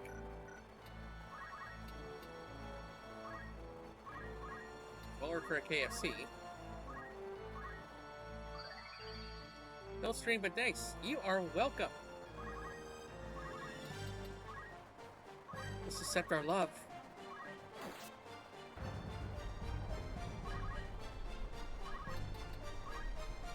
Rot him!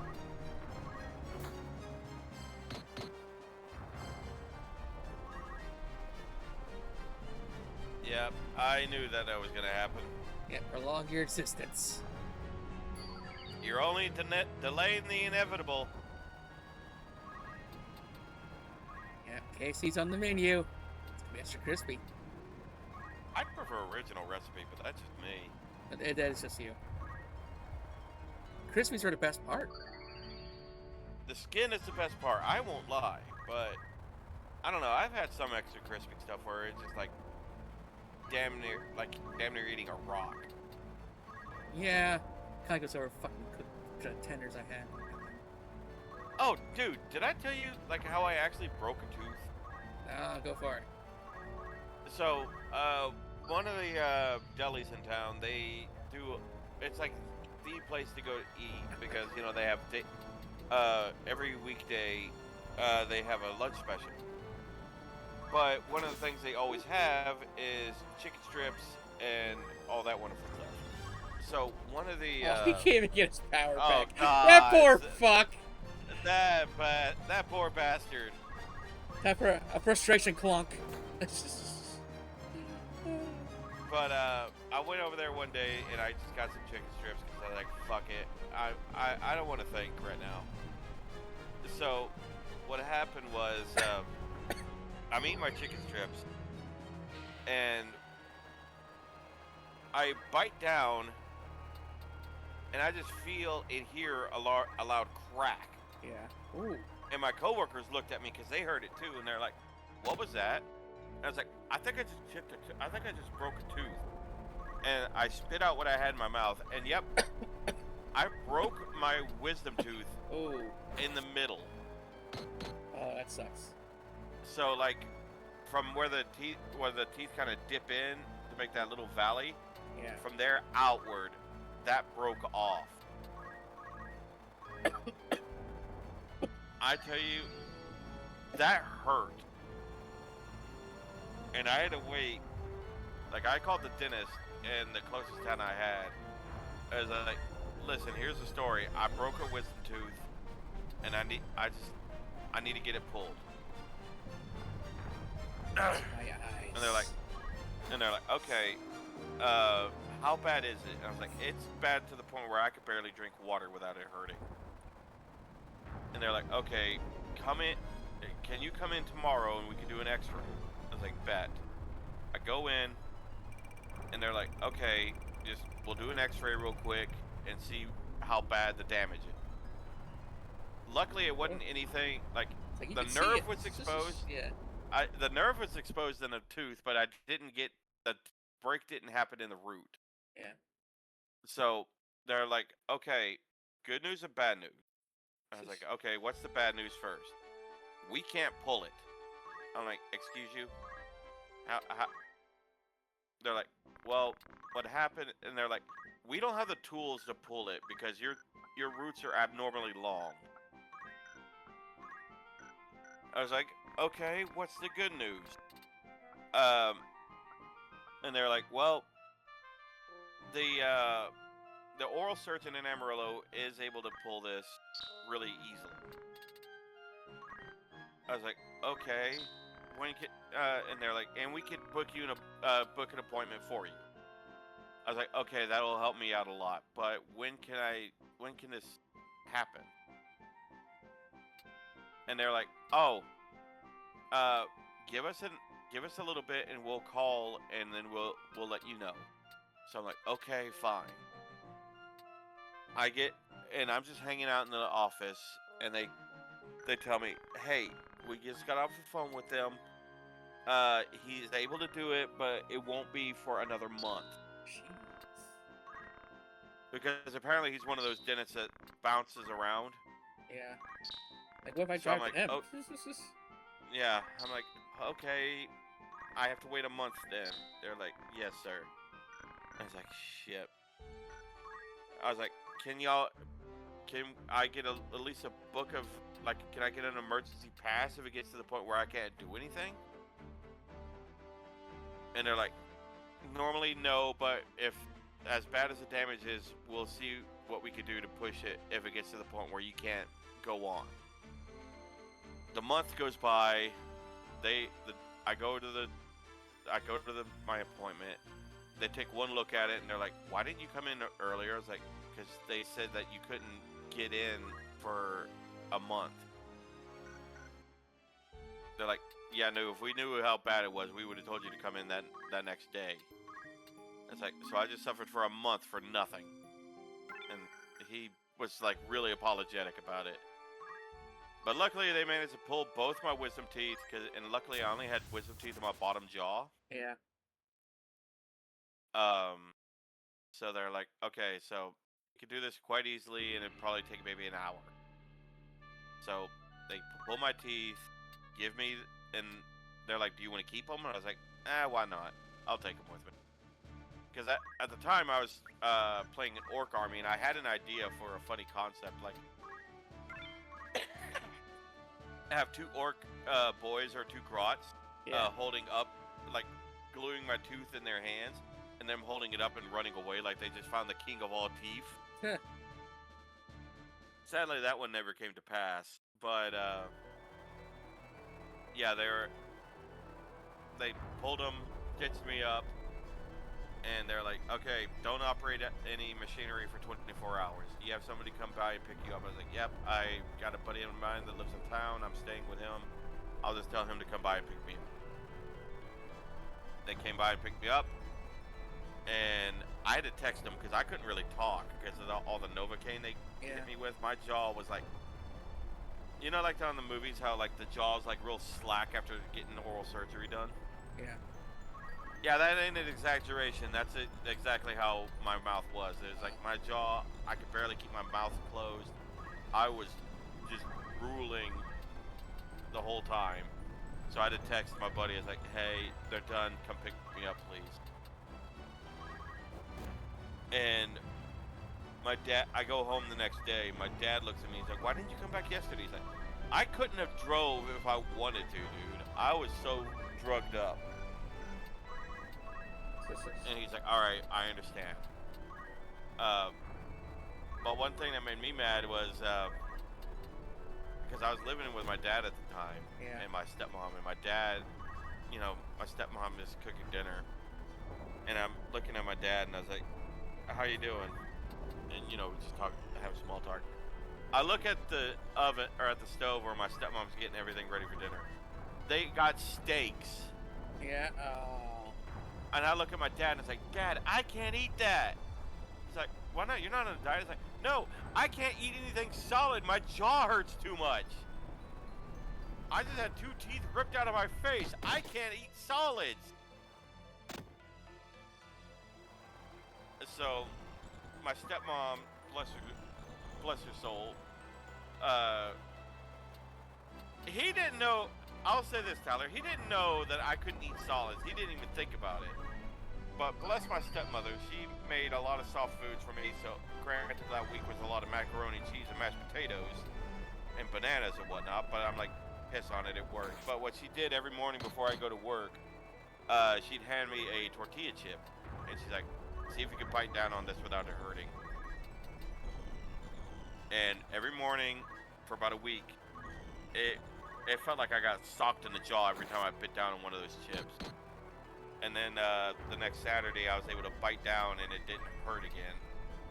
And I'm like, hey, I could actually bite down on this and it doesn't hurt. So to make up for what for getting steaks the night I came back, or the day I came back, my stepmom cooked me a steak that night. And I'm like, thank you, I appreciate it, but you didn't have to. She's like, well, it's kind of it's a makeup for, you know, your dad getting steaks for the night when you came, or for when you came back and you couldn't eat any of it. So, I was happy about that. But yeah, no, dude, breaking a tooth sucks. Yep. I got some horror stories myself. Oh, I know a fair amount of them. Yeah. You told me a lot of your stories, not all of them, but you told me a fair amount, and you've lived a very colorful life, and you know, I'm still happy that you're here. Oh, thank you. Because you one of my besties. And Tyler's throwing it back. Woot woot! You one of my besties. You a gremlin. True. But you one of my besties. Let's see. They reworked it so much. A totally different game than early access version. I've been enjoying it. I'll say this: there was 40. Yes, I heard that they actually hit the character limit on Steam's patch notes with all the changes to the Power World, and I was like, dear God, that's actually kind of impressive. Just going full on attack because we're just so overpowered at this point. Yeah, y'all are pretty overpowered at this point. Yeah, hell, I imagine you can take on the next boss. Yeah, I'm at the level where I want to be now to get back to the main story, so this is probably a good ending point. Yeah.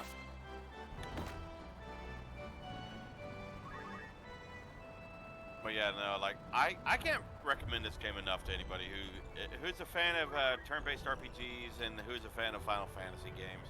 It's kind of crazy that like this game was almost pushed off the shelves and as like a knee-jerk reaction. Yeah, it's like, what the fuck's a tactical RPG? It's weird, man. I know, but I'm glad it found a niche, and it's a beloved game. Yeah. If Tilly was a pal Lavander, Heh. I don't know, man. I've heard of apparently now that the game is in full access, like they kind of list off some of the things that they drop in the pal index. And apparently, Lavander can drop Mind Wipe tonic. Oh man, So, like, here's a pistol, do a crime. Go forth, commit crime.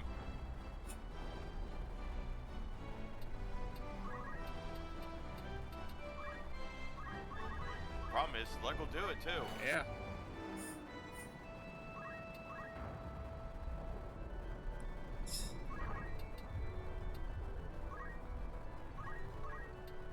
You know, it's like, she looks like Grand Theft Auto is just an instruction manual.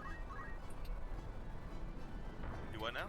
She'll look at Grand Theft Auto like it's an instruction manual. And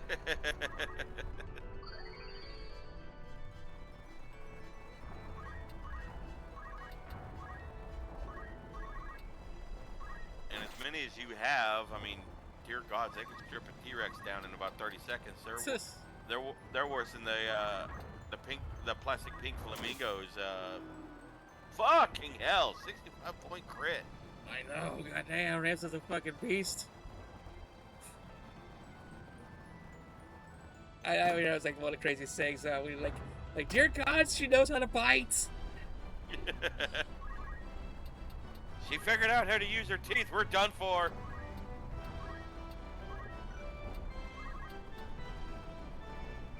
Yeah, Tyler. I knew that it was a PAL index spot number 69, which was, you know, a little on the nose, but still plenty.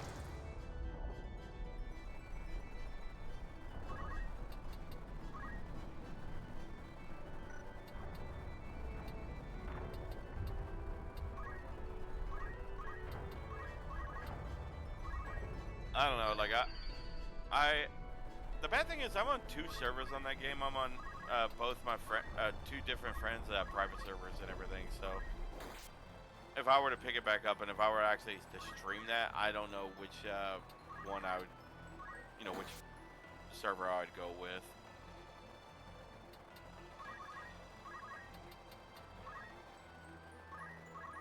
It's just good again, the final blow.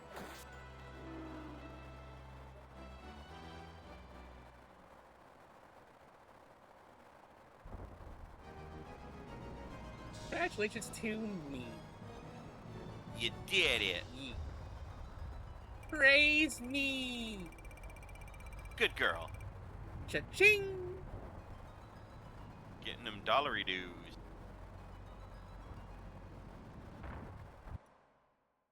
I know a couple of those fights you broke about 3,000 gil. Yeah. Gotta pay my strippers. But from what I've gathered, it's basically how difficult the fight is and, you know, what you actually go against.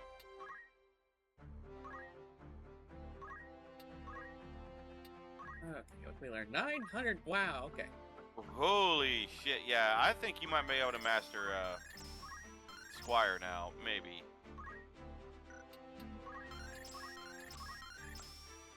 Yep, Squire's mastered. Done. They even have to get to level 9. Okay. Alright, well, I guess on to that's canonical job, Knight. Yep, he was a sellsword knight.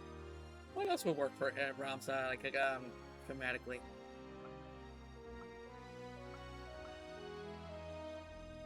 I mean, the bad thing is any of those could work.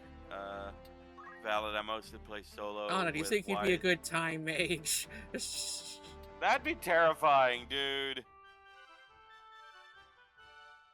The fucking Ramza with the power of the cosmos at his fingertips. Yeah, no, that's horrifying. Is he Sakain?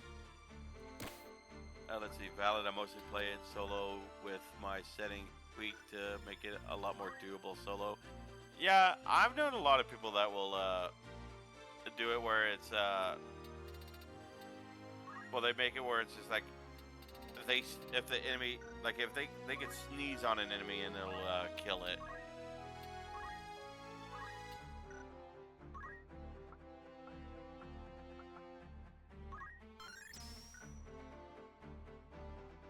Oh shit, you got knight levels in that for our boy too.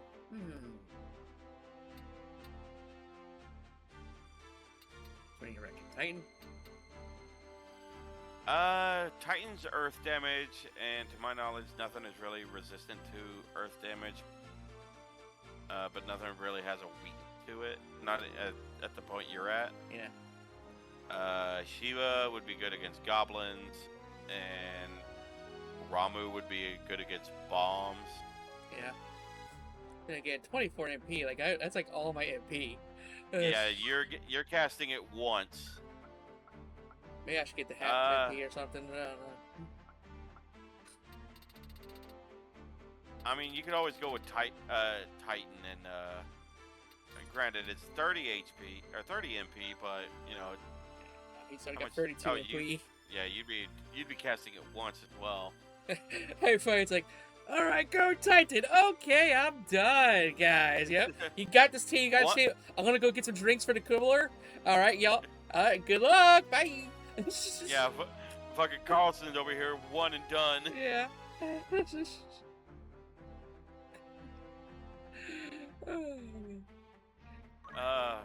I would probably just wait, and actually, you might be able to get some. Well, no, I don't think you get any magic gear until you progress the story a little bit further. Yeah. Because, like I said, when you do the for casters, you want to go to the cities with the magic gear and go to the armor and go all the way down to the bottom of the list. But I think you just have clothing and leather clothing right now for armor, so you're not gonna get anything with any boost to your mana. Yeah, like if I do unlock Bard early, I'll just go back to Black Mage, I guess. Yeah. Yeah, until with shit. Bard, you gotta unlock Orator. Yeah, so we'll be going to White Mage and stuff. Priestin. I think you gotta be level 4 time. I think you gotta be level 4 time mage to unlock or to get the Bard. Let's see here. As far as I looked up, we need level 5 Summoner and Oracle. So Okay. So I had to put in some wizard time to get the time mage, and I could get use that to get to the Summoner, and so I need to put some priest time to I guess get the Oracle. So. Yeah, it's Oracle then Mediator, or it might be the other way. No, it's Oracle then Mediator, because Mediator's the end of that chain. Potion, throw item.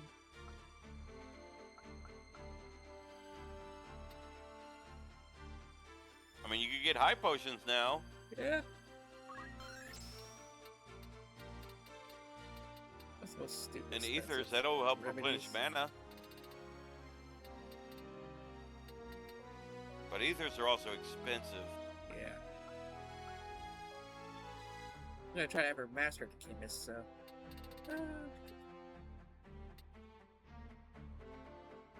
Eye drops wouldn't be bad to help with blind. Yeah. Because there are a couple enemies at this point that do have blind. Let's see more. I'll probably get like 2,000 or something. That 3,000 is. It was slightly expensive. Yeah, like I said, some of these classes, it takes a fair amount of time and patience to get them leveled up. Alright. Let's take a weapon break. I'd take a weapon break.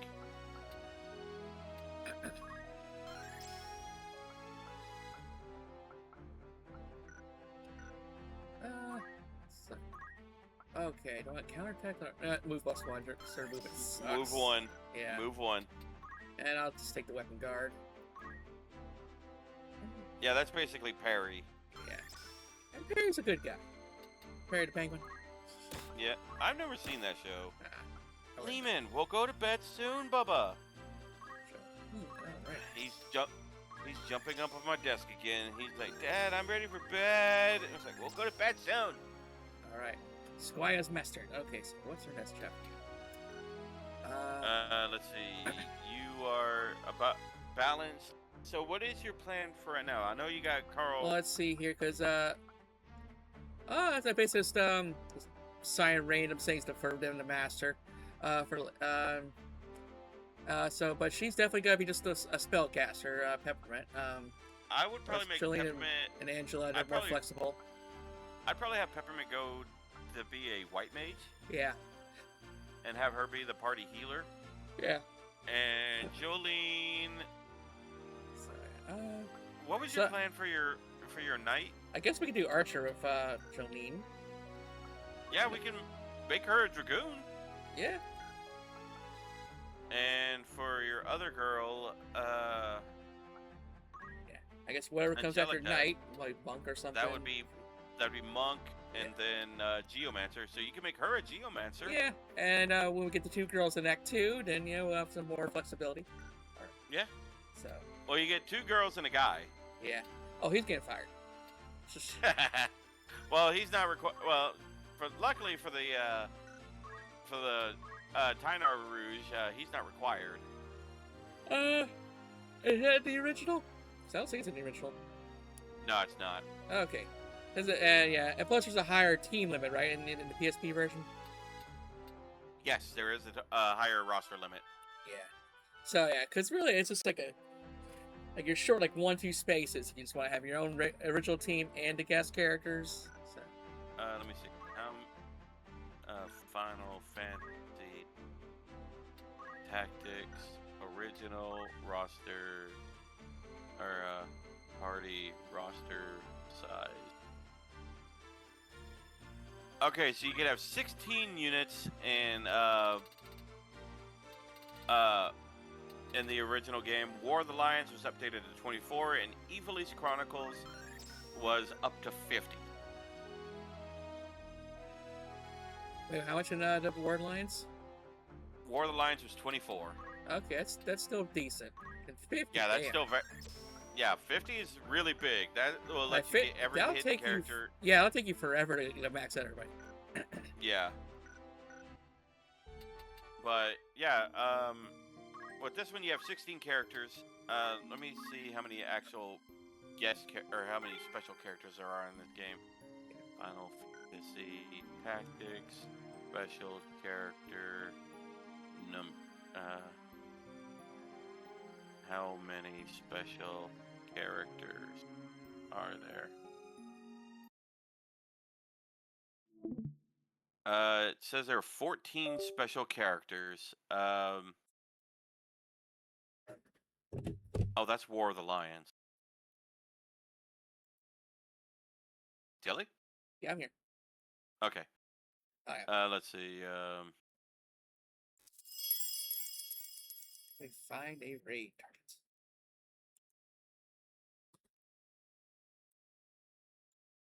And tomorrow we're gonna try to break Tilly out of prison.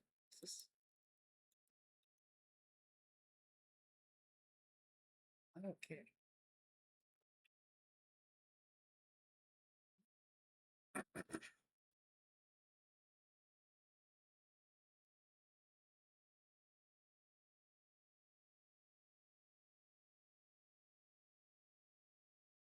Okay.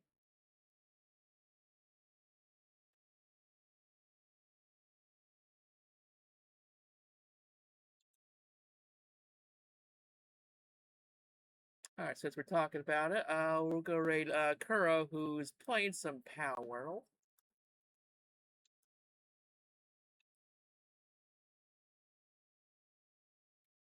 And I'll catch you down tomorrow when we try to break out of Alcatraz.